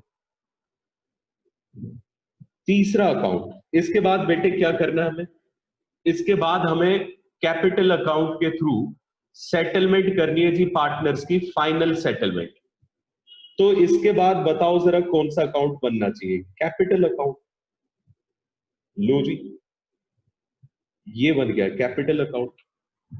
ये तीन अकाउंट हम बनाते हैं सेक्शन 48 की अकॉर्डेंस में, जैसा सेक्शन 48 कहता है। एक अकाउंट बनाया जाता है हमारे खुद के हिसाब किताब के लिए। भाई देखो, अगर मैं सारी चीजें बेच रहा हूं, उससे पैसा आ रहा है, तो मेरे पास पैसे का भी तो हिसाब किताब रहना चाहिए। आखिरी में मेरे शॉप पे, मेरे बिजनेस पे जीरो पैसा रहना चाहिए, मतलब सारा पैसा इधर उधर हो जाना चाहिए, कुछ दुकान पे तो कैश नहीं छोड़ना ना। इसके लिए हमें बनाना पड़ता है एक अकाउंट जिसका नाम है कैश और बैंक अकाउंट। ये चार अकाउंट बनते हैं जी बिजनेस को क्लोज करने के लिए। कुछ बच्चों का यहां पे सवाल आता है, सर बैलेंस शीट नहीं बना रहे। बैलेंस शीट भी तो बना दो, बंद होने के बाद की बैलेंस शीट। तो आज की क्लास जाते जाते एक सस्पेंस पे खत्म करके जाएंगे। बैलेंस शीट बेटे तब बनती है जब बिजनेस को आगे बढ़ाना हो, और हमें यहां बिजनेस को करना है जी बंद। और बिजनेस को बंद करने के लिए हमें एक चीज को खत्म करना पड़ेगा, एक चीज को खत्म करना पड़ेगा। और वो क्या चीज है अगली क्लास में बताऊंगा। दैट्स इट, आज की क्लास यहीं तक थी, इतना रिवाइज कर लीजिएगा। Thanks a lot. कल मिलते हैं जी बेटे। कल आपको बताएंगे कि कटप्पा ने बाहुबली को क्यों मारा। Okay bye. टॉपिक नंबर 2 जो हमने स्टार्ट किया था लास्ट क्लास में वो था settlement of accounts, closure of books. क्योंकि देखिए जब भी डिसोल्यूशन होता है तो हमें अपनी बुक्स क्लोज करनी होती है। इसमें मैंने आपको बताया जी हमारा एक सेक्शन है 48 पार्टनरशिप एक्ट 1932 का, जो कि बहुत इंपॉर्टेंट है और आपको याद रखना है। इस सेक्शन के अंदर दो क्लॉजेस है। पहला क्लॉज बात करता है जी किस तरह से लॉसेस को ट्रीट किया जाएगा। वो बताता है जी लॉस अगर आपके पास अवेलेबल है तो सबसे पहले आप प्रॉफिट में से उसे सेट ऑफ करिए, फिर कैपिटल में से, और अगर फिर भी कुछ बच जाए तो पार्टनर्स उसे पर्सनली बियर करेंगे इंडिविजुअल पीएसआर में। फिर सेक्शन 48 बी आ जाता है जी, जो एप्लीकेशन ऑफ एसेट्स को लेकर था। ये हमारा पूरा प्रैक्टिकल था। मैंने आपसे कहा कि जो इस सेक्शन के अंदर बातें लिखी गई है उसी के हिसाब से हमें अकाउंट्स बनाने हैं। इस सेक्शन के अंदर बताया गया है कि हम किस तरीके से अपने एसेट्स को बेचने के बाद जो भी पैसा आता है उसका यूटिलाइजेशन करेंगे। तरीका ये बताया गया है कि आप सबसे पहले तो एक्सटर्नल लायबिलिटी की पेमेंट करें। एक्सटर्नल लायबिलिटी का मतलब होता है ऐसी लायबिलिटी जो हमें पार्टनर को नहीं देनी होती है। उसके बाद हमें पेमेंट करनी होती है जी इंटरनल लायबिलिटी की, मतलब जो पार्टनर का लोन वगैरह होगा उसकी पेमेंट। और फिर लास्ट में जाके हम सेटलमेंट करते हैं पार्टनर्स के कैपिटल की। ठीक है जी। तो मतलब सबसे पहले अपन को करना क्या होगा, एसेट्स को बेचना होगा। उसके बाद एक्सटर्नल लायबिलिटी को सेटल करना होगा, पहला स्टेप ये। दूसरे स्टेप में हमें इंटरनल लायबिलिटी यानी पार्टनर के लोन को सेटल करना है। तीसरे स्टेप में हमें कैपिटल को सेटल करना होता है। ठीक है जी। ये तीन स्टेप में हमें सेटल करने होते हैं अपने अकाउंट्स। तो इसी के अकॉर्डिंगली अपने पास कुल मिला के तीन अकाउंट बनने चाहिए। पहला बनता है जी रियलाइजेशन अकाउंट। रियलाइजेशन अकाउंट किस लिए बनता है कि हम अपने एसेट्स को बेच दें और एक्सटर्नल लायबिलिटीज को सेटल कर दें। और बेचने पे और लायबिलिटीज को सेटल करने पे जो भी हमारा नुकसान या फायदा हो रहा है वो भी इस अकाउंट के थ्रू कैलकुलेट कर लिया जाए। इस मकसद के साथ बनाया जाता है रियलाइजेशन अकाउंट। जैसे ही आप एसेट्स को बेचते हैं, एक्सटर्नल लायबिलिटी को सेटल कर देते, तो आप अपना पहला स्टेप पूरा कर देते हैं। फिर दूसरा स्टेप क्या था, पार्टनर पे लोन की पेमेंट। तो अगला अकाउंट कौन सा बनेगा, पार्टनर का लोन अकाउंट। इसे कई बार पार्टनर का एडवांस अकाउंट भी कहा जाएगा। फिर उसके बाद आपको आखिरी में कैपिटल्स को सेटल करना होता है, तो उसके लिए बनता है जी कैपिटल अकाउंट। देखिए डिसोल्यूशन तो हमारा इन तीन अकाउंट्स के थ्रू हो जाता है क्योंकि ये सेक्शन 48 की रिक्वायरमेंट्स है। तो ये इसी ऑर्डर में बनने चाहिए, सबसे पहले realisation, then partners loan, then capital account. लेकिन एक अकाउंट हम सेक्शन 48 की रिक्वायरमेंट पे नहीं, हम अपनी मर्जी से बनाते हैं ताकि हम एक चीज चेक कर सके कि हमारा हिसाब किताब सही है या नहीं। हमारे पास जितना पैसा आया हमने उतना पूरा का पूरा पैसा यूज कर लिया या नहीं, बेचने खरीदने में पैसे की हेरफेर हुई या नहीं। उसके लिए बनता है कैश या बैंक अकाउंट। कैश और बैंक अकाउंट का टोटल हमेशा आखिरी में टैली करना चाहिए। इसमें लिख दीजिए जरा यहाँ पे, क्योंकि ये हमारे एक्यूरेसी का एक तरह से चेक है। तो लिखिए जरा, टोटल मस्ट टैली। ठीक है जी। जैसे कि बैलेंस शीट का टोटल टैली करता है दोनों साइड का, तो इसका भी करना चाहिए। तो ये चार अकाउंट हमें बनाने हैं। फिर कल जो हमारी बात हो रही थी उसमें मैंने आपको बताया कि हम किस तरीके से एक बिजनेस को मौत देते हैं। और मैंने कहा था कि बिजनेस को मारने के लिए हमें किसी ना किसी एक चीज को मारना पड़ेगा आज हम उस बात को समझेंगे। कल मैंने ये बात आपको सस्पेंस में ही छोड़ दी थी, तो अब आप जरा लिखिए second point, how to kill a firm in books of account. देखिए, क्योंकि फर्म बंद हो रही है, तो हम बुक्स ऑफ अकाउंट में उसे कैसे दिखाएं कि एक फर्म बंद हो रही है। बात जरा ध्यान से समझिएगा, बहुत इत्मीनान से। देखो बेटे, आपको पहले तो ये समझना होगा कि हमारे बुक्स ऑफ अकाउंट में एक फर्म, एक ऑर्गेनाइजेशन किस तरह से जीवित रहती है, वो किस तरह से जिंदगी जीती है। तो उसके लिए एक बार जल्दी से देखते हैं कि हमारा अकाउंट किस तरीके से बनता है। क्या आपको याद है 11th क्लास में आपने किया था जी, अकाउंटिंग किस तरह से की जाती है? Accounting is an art of recording, classifying, summarising and interpretation of result वाली डेफिनेशन। तो सबसे पहले तो होती है जी रिकॉर्डिंग। रिकॉर्डिंग कहाँ होती है आप अच्छे से जानते हैं, जर्नल में या फिर सब्सिडरी बुक्स में। सबसे पहले रिकॉर्डिंग यहाँ होती है। तो मतलब हमारी एक किताब बन गई, बन गई जी। आप जानते हैं क्या करते हैं हम? इस किताब का जितना भी निचोड़ होता है वो उठा के ले जाते हैं लेजर में,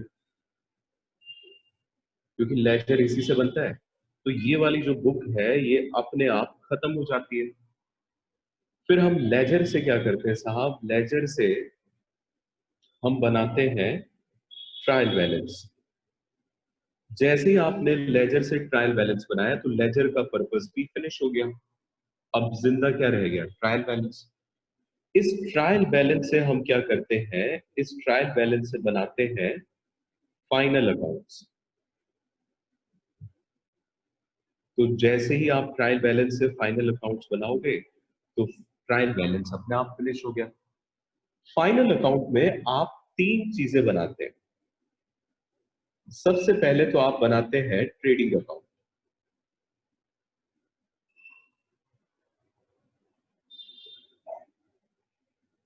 इसके बाद आप बनाते हैं पी एंड एल अकाउंट, और लास्ट में आप बनाते हैं बैलेंस शीट। ये तीन चीजें बनती है। अब जरा देखिएगा, ट्रेडिंग अकाउंट का पर्पस ये होता है कि हम ग्रॉस प्रॉफिट या ग्रॉस लॉस को कैलकुलेट करें। तो ये वो आपको दे देता है ग्रॉस रिजल्ट। आप क्या करते थे? इस ग्रॉस रिजल्ट को उठाते हैं और पी एंड एल में ले जाते हैं। तो इसका मतलब ये हुआ कि ट्रेडिंग अकाउंट का जो भी रिजल्ट आया वो हमने इससे ले लिया और पी एंड एल में ले गए, तो ट्रेडिंग अकाउंट खत्म हुआ, क्योंकि पी एंड एल इसके रिजल्ट से ही शुरू होता है। फिर हम पी एंड एल अकाउंट बनाते हैं। पी एंड एल अकाउंट का जो रिजल्ट आता है वो आता है जी नेट रिजल्ट। वो नेट प्रॉफिट भी हो सकता है, नेट लॉस भी हो सकता है। मान लेते हैं कि नेट प्रॉफिट आया। इस नेट प्रॉफिट का क्या किया जाता है? क्या आप इसे ले जाके बैलेंस शीट में कैपिटल में प्लस कर देते थे? ऐसा ही करते थे ना आप, नेट प्रॉफिट को कैपिटल में प्लस कर देते थे। तो इसका जो रिजल्ट है उसे आप बैलेंस शीट में ले गए, तो इसका मतलब इसका भी पर्पस एंड हो गया। बैलेंस शीट के बाद बताओ आगे क्या था? जवाब है कुछ भी नहीं। इसका मतलब जानते हैं क्या होता है? ये जो बैलेंस शीट है ये पिछले साल का रिजल्ट होता है जिसे हम कैरी डाउन कर देते हैं, और यही बैलेंसेस अगले साल ब्रॉट डाउन हो जाते हैं। आप याद करिए जरा, आपने 11th क्लास में जब जब लेजर किया तो आप पहली डेट पे बैलेंसेस को ब्रॉट डाउन करते थे। हाँ सर, याद आ रहा है, हमने डेप्रीसिएशन में भी ऐसे किया था, लेजर में भी ऐसे किया था। क्यों हम उसे बैलेंस ब्रॉट डाउन लिखते थे? क्योंकि वो सारे आइटम असल में ब्रॉट डाउन हो रहे होते थे बैलेंस शीट से। जो चीजें बैलेंस शीट में बच जाती हैं, बस वो चीजें ही बिजनेस को जिंदा रखती है। इसका मतलब ये है कि अगर मुझे बैलेंस शीट को मारना है तो मुझे इन सॉरी बिजनेस को खत्म करना है, तो मुझे इन तमाम बुक्स पर फोकस नहीं करना है। ये बेचारे तो खुद अपनी मौत मर जाते हैं। मेरा सारा ध्यान केंद्रित होना चाहिए बस एक ही चीज पे, बैलेंस शीट पे। अगर बैलेंस शीट मर गई तो समझ लो बिजनेस मर गया। तो how to kill a firm in books account? A firm can be killed in books of account only by finishing of balance sheet. अब एक बात बताइए जरा, बैलेंस शीट में क्या क्या चीजें आ जाती हैं? बैलेंस शीट में आप भली भांति जानते जी, दो साइड होती है। एक होती है लाइबिलिटी साइड, इसका मतलब लाइबिलिटीज आ जाती है। एक होती है जी एसेट साइड, इसका मतलब एसेट्स आ जाते हैं, है ना। हमें असल में लाइबिलिटीज और एसेट्स को ही खत्म करना है। अच्छा, इस लाइबिलिटी साइड में कुछ और भी चीजें आ जाती है, जैसे कि कैपिटल, जैसे कि रिजर्व्स, पार्टनर्स लोन, ठीक है। फिर हम असल में क्या करते हैं, लाइबिलिटीज का क्लासिफिकेशन कर देते हैं इंटरनल और एक्सटर्नल लाइबिलिटी। जैसे पार्टनर लोन एक इंटरनल लाइबिलिटी है, ये कैपिटल है। रिजर्व भी ऑनर का ही पैसा होता है, तो ये भी कैपिटल का ही पार्ट बनता है। एसेट्स में भी क्या होता है जी, आपके बाकी सारे एसेट्स होते हैं, सट्री एसेट्स, और इसमें भी कुछ एक्यूमुलेटेड लॉसेस आ जाते हैं, तो ये लॉसेस भी कैपिटल का हिस्सा बनते हैं। कहने का मतलब ये है कि हमें सिर्फ और सिर्फ बैलेंस शीट के ही आइटम्स को खत्म करना है, लाइबिलिटीज और एसेट्स को ही खत्म करना है। अब वो खत्म कैसे करने हैं हमें? हम बैलेंस शीट को जैसे ही क्वेश्चन में देखेंगे, इनके तमाम बैलेंसेस को हम इन चार अकाउंट में ट्रांसफर कर देंगे, ठीक है। तो किस तरीके से हम बुक्स ऑफ अकाउंट को खत्म करते हैं, ये हम सीखेंगे अब स्टेप बाय स्टेप। मैं आपको इसमें कुछ स्टेप्स बताऊंगा, जिसमें आप यकीन मानिए हमारा डिसोल्यूशन 50% कवर हो जाएगा, जो अब मैं स्टेप्स आपको बताने वाला हूं। ध्यान से सुनते हुए चलिएगा।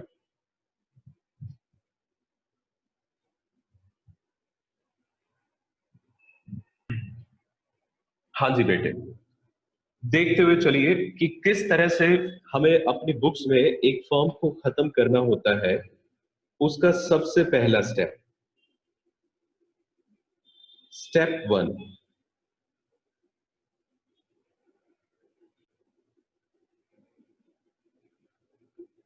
वैकेंट। वैकेंट ना लिख के इसे लिखिए इवैक्यूएट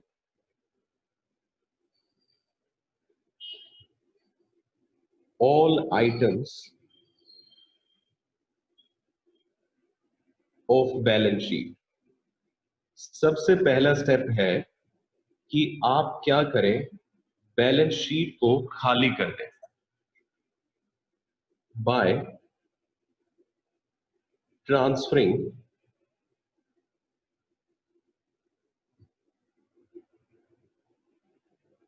टू डिफरेंट अकाउंट्स। आप चार अकाउंट बनाते हैं जी, आप उन चार अकाउंट में बैलेंस शीट को जितने भी आइटम्स हैं वो सारे के सारे ट्रांसफर कर देंगे, ठीक है जी। तो देखो बेटे जी, अब ट्रांसफर किस तरीके से होता है। मैं यहां एक बैलेंस शीट बनाता हूं, जिससे कि आपको ये ट्रांसफर बहुत अच्छे से समझ में आ जाए। देखिए जी, आज का मेरा टारगेट ये है कि मैं आपको एक चीज बहुत अच्छे से सिखा दूं, ट्रांसफर किस तरह से किया जाता है, बैलेंस शीट को खाली कैसे किया जाता है। पहले तो आपके दिमाग में ये बात रहनी चाहिए कि हम बैलेंस शीट को खाली क्यों कर रहे हैं। तो सवाल ये है कि बैलेंस शीट खाली क्यों हो रही है, तो उसका जवाब ये है कि भाई साहब, अगर हमें किसी भी बिजनेस को खत्म करना है तो बस उस बिजनेस की जान होती है बैलेंस शीट में, तो आपको उसी बैलेंस शीट को ही खत्म करना पड़ेगा। Liabilities amount, assets amount,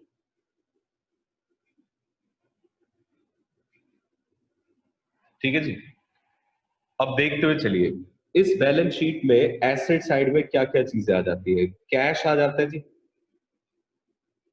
bank आ जाता है,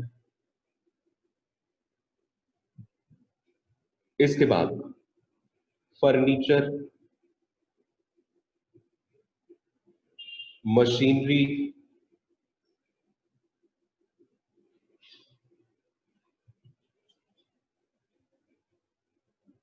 और इसके अलावा बाकी और भी एसेट्स ले लेते हैं, जैसे कि बिल्डिंग,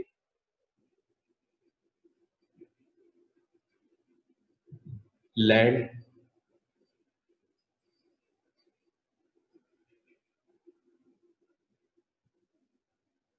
गुडविल। आप भी इसी तरह से लिखिएगा जैसे मैं लिख रहा हूं, जहां जहां मैंने लाइन का गैप छोड़ रखा है वहां लाइन का गैप रखिएगा।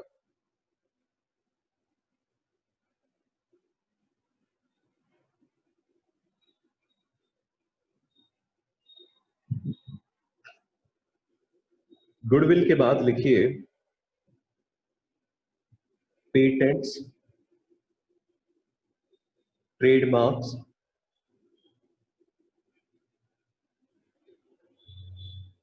Advertisement suspense account, P&L account, debit balance.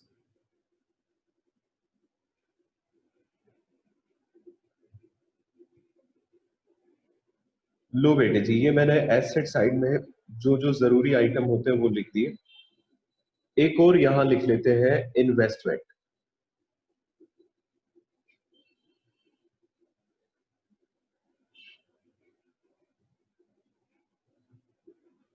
अब आ जाइए लाइबिलिटी साइड।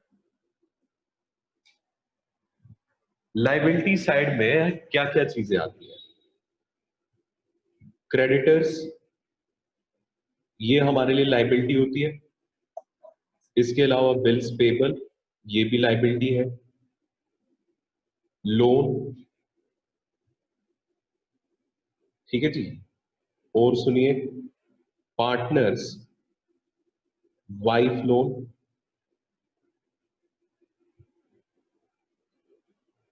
एक लाइन के गैप छोड़ के लिखिएगा पार्टनर्स लोन। इसके बाद लिखिए general reserve,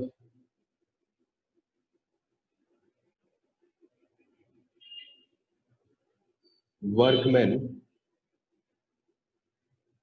compensation reserve, investment fluctuation reserve,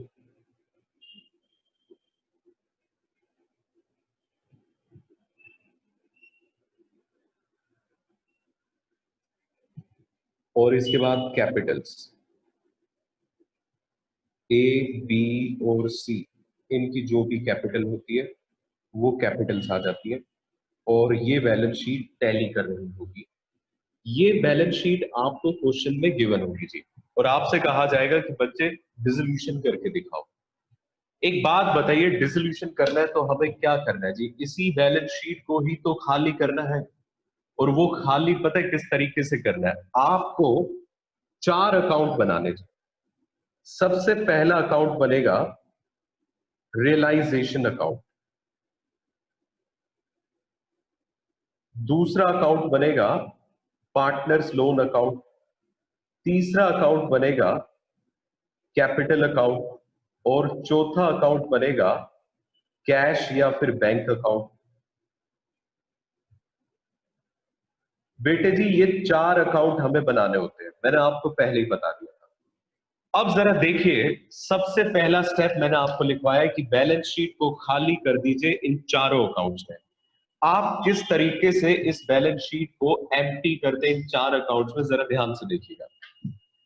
देखो बेटे, एसेट साइड से शुरुआत करते हैं। देखिए, ऐसा है कि इनमें से सारी चीजें कहीं ना कहीं जरूर जाएंगी, ये बात ध्यान रखिएगा, तभी बैलेंस शीट खाली हो पाएगी, वरना बैलेंस शीट में कोई ना कोई सामान रह गया तो इस फर्म की मौत नहीं होगी। ठीक है, देखो जी, कैश और बैंक आ रहे हैं सबसे पहले। तो बेटे, क्या हम कैश और बैंक के लिए कोई एक अलग सेपरेट अकाउंट बना रहे हैं? तो जवाब है हाँ। जिस आइटम के लिए अगर आपने सेपरेट अकाउंट बनाया है तो उस आइटम को तो वहीं पे ले जाइए।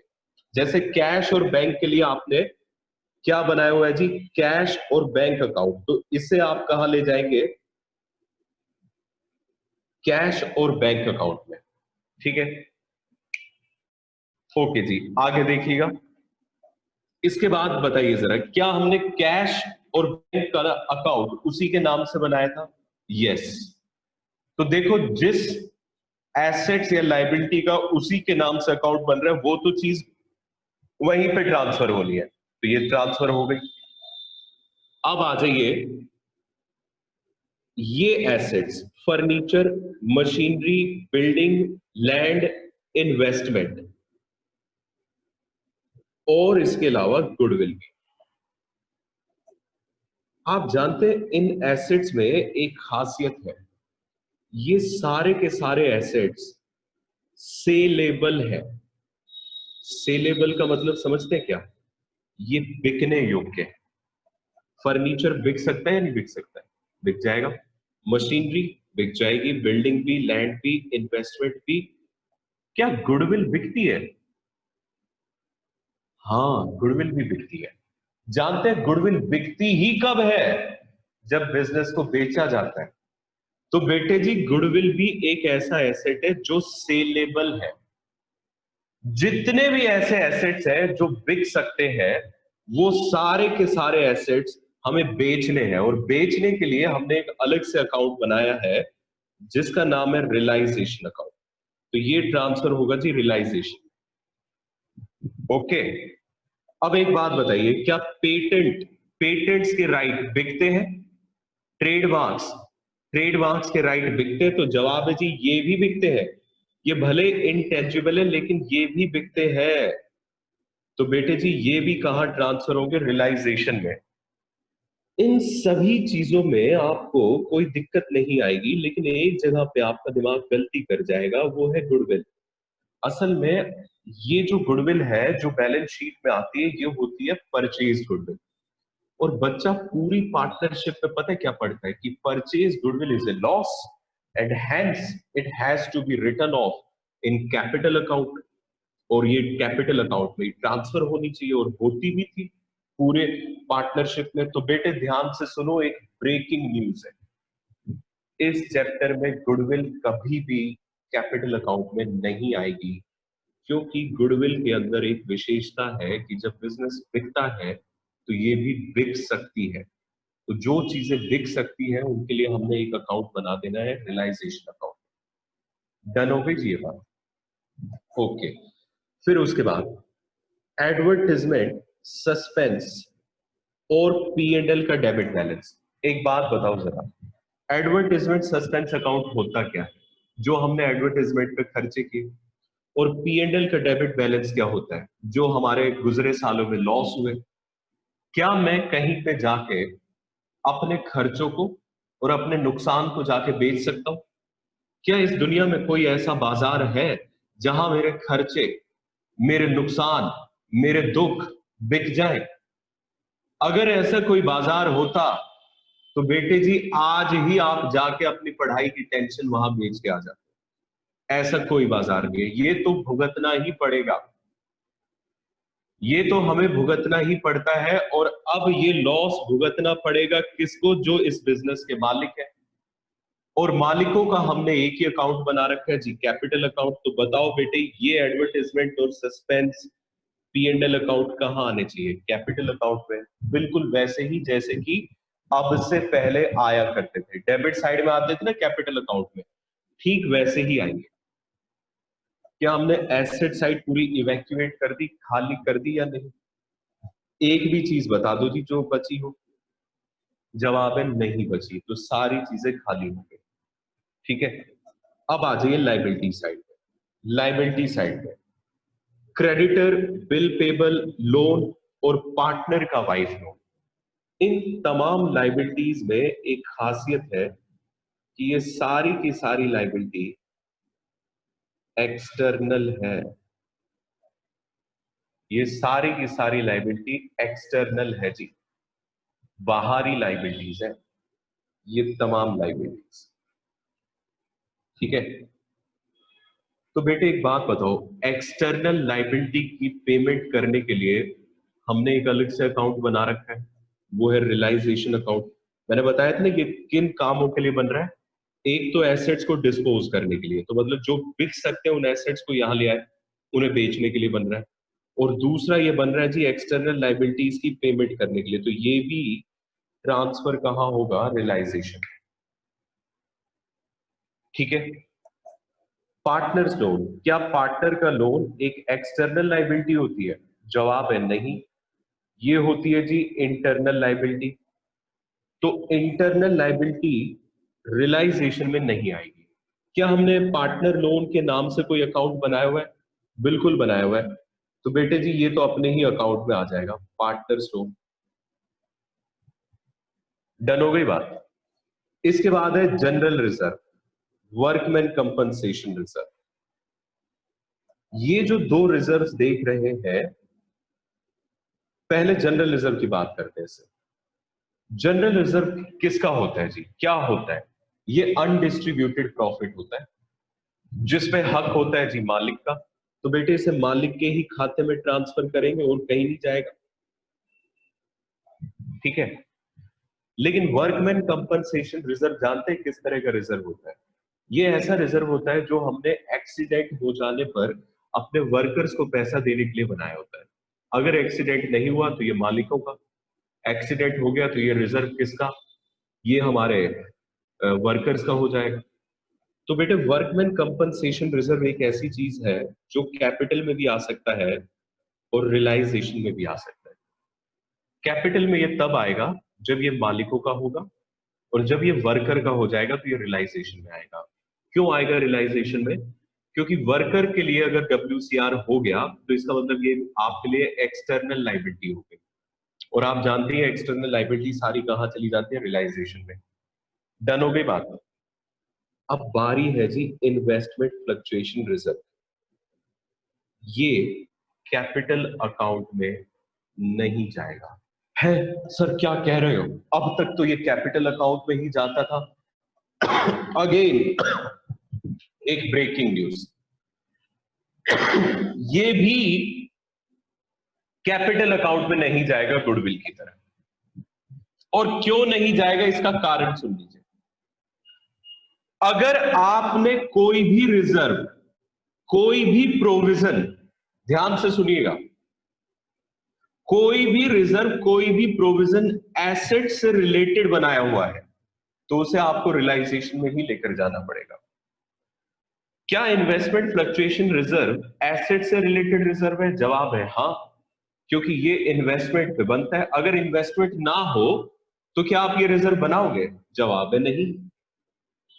क्योंकि ये एसेट से रिलेटेड रिजर्व है तो ये रियलाइजेशन में एसेट्स के साथ जाएगा। एक ये चीज ध्यान रखिएगा, इन्वेस्टमेंट फ्लक्चुएशन रिजर्व हुआ, मशीनरी रिप्लेसमेंट रिजर्व हुआ, मतलब कोई भी रिजर्व जिसके आगे कोई एसेट रख दिया गया है, तो वो समझ जाइए कि वो कहां जाना है? रियलाइजेशन में। कैपिटल्स, कैपिटल्स कहां जाएगी जी? बताने की जरूरत ही नहीं है। कैपिटल सारी की सारी कहां ट्रांसफर होती है? कैपिटल अकाउंट में। लो बेटे जी लो, लाइबिलिटी साइड भी हमने खाली कर दी। कहने का मतलब यह है कि हम इस खूबसूरती से अपने अकाउंट 4 बनाएंगे जो इन बैलेंस शीट के सारे आइटम्स को अपने अंदर संभालेंगे। अब एक एक करके मैं ये सारी बातें स्टेप 1 की आपको लिखवा देता हूं कि आपको ट्रांसफर कैसे करना है, और इसके रिगार्डिंग जो भी इंपॉर्टेंट पॉइंट्स होंगे जो अभी तक मैंने नहीं बताया वो भी मैं आपको लिखवा देता हूं। लेकिन सबसे पहले हम इसमें लिखने वाले हैं एक बहुत इंपॉर्टेंट नोट। लिखो जी, important note.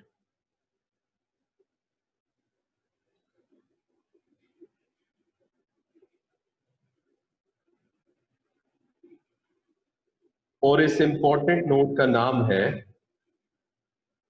Always remember.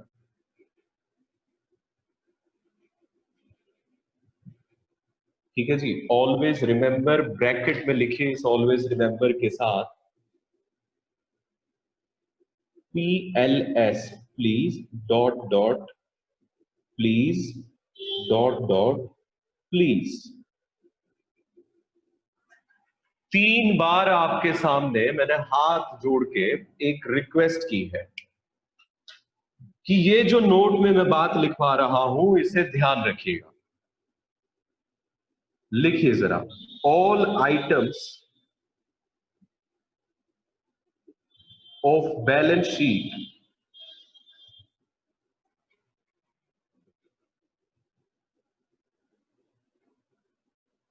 will be transferred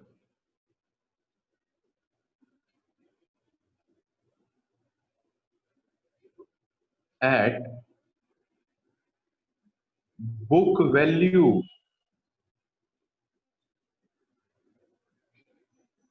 इसे अंडरलाइन कर दीजिए।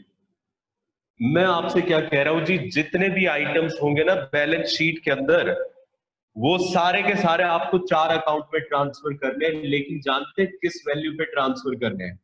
बुक वैल्यू पे। बुक वैल्यू का मतलब होता है वो वैल्यू जो बैलेंस शीट में गिवन है। बेटे क्वेश्चन आपसे है ना अंग्रेजी में तरह तरह से बात करेगा। अब मेरा बच्चा अंग्रेजी में फंस जाता है, बताओ उस बच्चे का कंसेप्ट वहीं पे खराब हो गया या नहीं? तो बेटे इसी वजह से मैं आपको यहां पे 3 बार हाथ जोड़ के रिक्वेस्ट कर रहा हूं कि इस बात को ध्यान रखें। और देखिए ये मैंने एकदम सुर्ख लाल रंग से प्लीज लिखा है, ब्लड से लिख रहा हूं बेटे प्लीज, कि प्लीज बेटे एक बात का ध्यान रखना कि आप हमेशा ट्रांसफर करेंगे बुक वैल्यूज में। ठीक है? एक बच्चे का सवाल है कि सर अगर हमें बैलेंस शीट में पार्टनर का लोन गिवन ना हो तो क्या हम तब भी पार्टनर का लोन अकाउंट बनाएंगे? जवाब है नहीं बेटे जी, जो चीज है ही नहीं उसके लिए फिर अकाउंट भी नहीं। पार्टनर का लोन कभी कभी बनेगा जब जब क्वेश्चन के अंदर पार्टनर लोन गिवन होगा। बाकी तीन चीजें हर एक क्वेश्चन में बनने वाली है। ठीक है? चलिए जी, ये बात आपके समझ में आ गई। अब मैं एक एक करके आपको आगे की सारी बातें लिखवाता हूं। लिखिए जरा, इसमें पॉइंट नंबर 1, सबसे पहले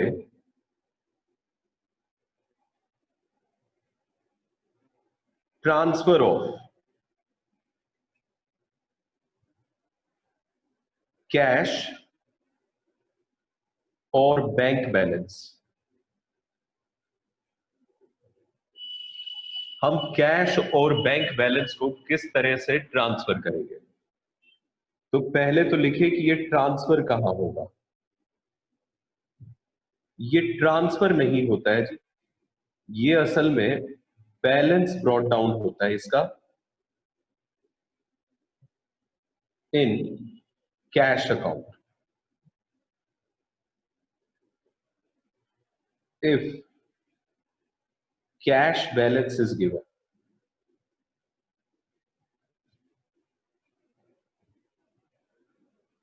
and bank account if bank balance is given।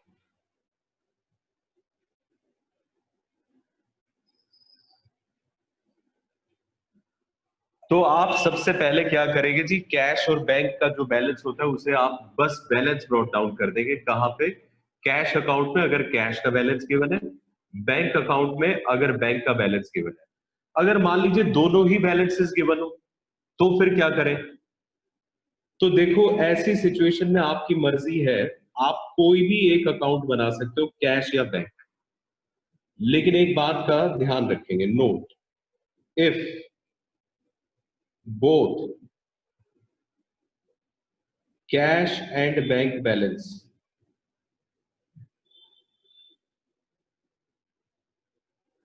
Are given, अगर हमें दोनों ही गिवन हो, कैश का भी बैलेंस गिवन हो और बैंक का भी बैलेंस गिवन हो, then you can prepare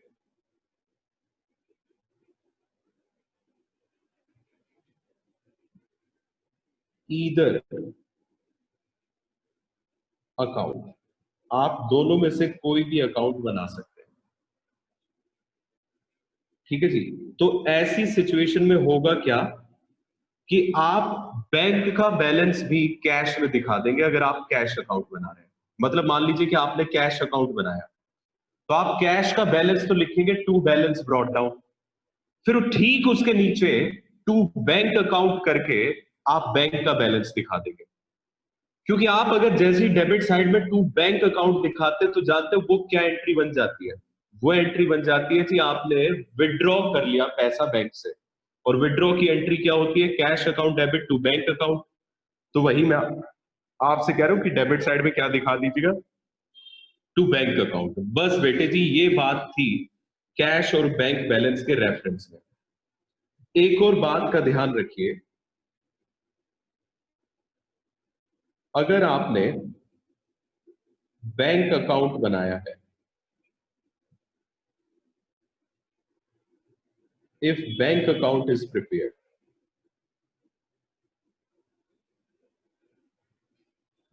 then all of the transaction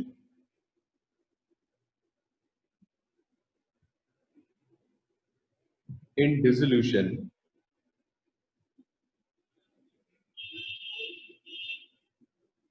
has to be by bank। अगर आपने मान लीजिए कि बैंक अकाउंट बनाया है, तो ऐसी सिचुएशन में आप जितनी भी ट्रांजैक्शन, जैसे एसेट्स को बेचने की, लायबिलिटी को पे करने की, कैपिटल की पेमेंट की, पार्टनर से कलेक्शन की, जो भी जहां पे भी पैसे का लेन देन होता है, वो आप सारी की सारी ट्रांजैक्शंस को बैंक के थ्रू ही दिखाएंगे। और अगर मान लीजिए कि आपने कैश अकाउंट बनाया है, तो आप सारी की सारी ट्रांजैक्शन को कैश अकाउंट के थ्रू दिखाएंगे। तो ब्रैकेट में लिख दीजिए सेम फॉर कैश अकाउंट। बस बेटे जी, और इसमें कैश और बैंक में नई बात और कुछ ना कभी क्वेश्चन में आएगी, ना कोई और बात है। ठीक है जी। अब चलिए, हमारे पास टाइम कम बचा हुआ है, तो मैं अगला ट्रांसफर आपको नेक्स्ट क्लास में ही समझाऊंगा, क्योंकि वो थोड़ा सा लंबा चौड़ा ट्रांसफर है जिसमें मुझे काफी पॉइंट्स लिखवाने हैं। तो अभी के लिए बस हम यहीं पे रोक देते हैं अपनी क्लास को। आप प्लीज बेटे जी यहां तक जितना भी हुआ है ये कर लीजिएगा। आप सभी से मेरा हाथ जोड़ के निवेदन है। Thanks a lot. कल फिर आपसे मुलाकात होगी। ध्यान रखिएगा कि अगर आपने पहली 3 क्लासेस, जैसे आज, कल और परसों, ये 3 क्लासेस में से अगर आपने एक भी क्लास मिस करी डिसोल्यूशन की, तो डिसोल्यूशन का चैप्टर हाथ से गया।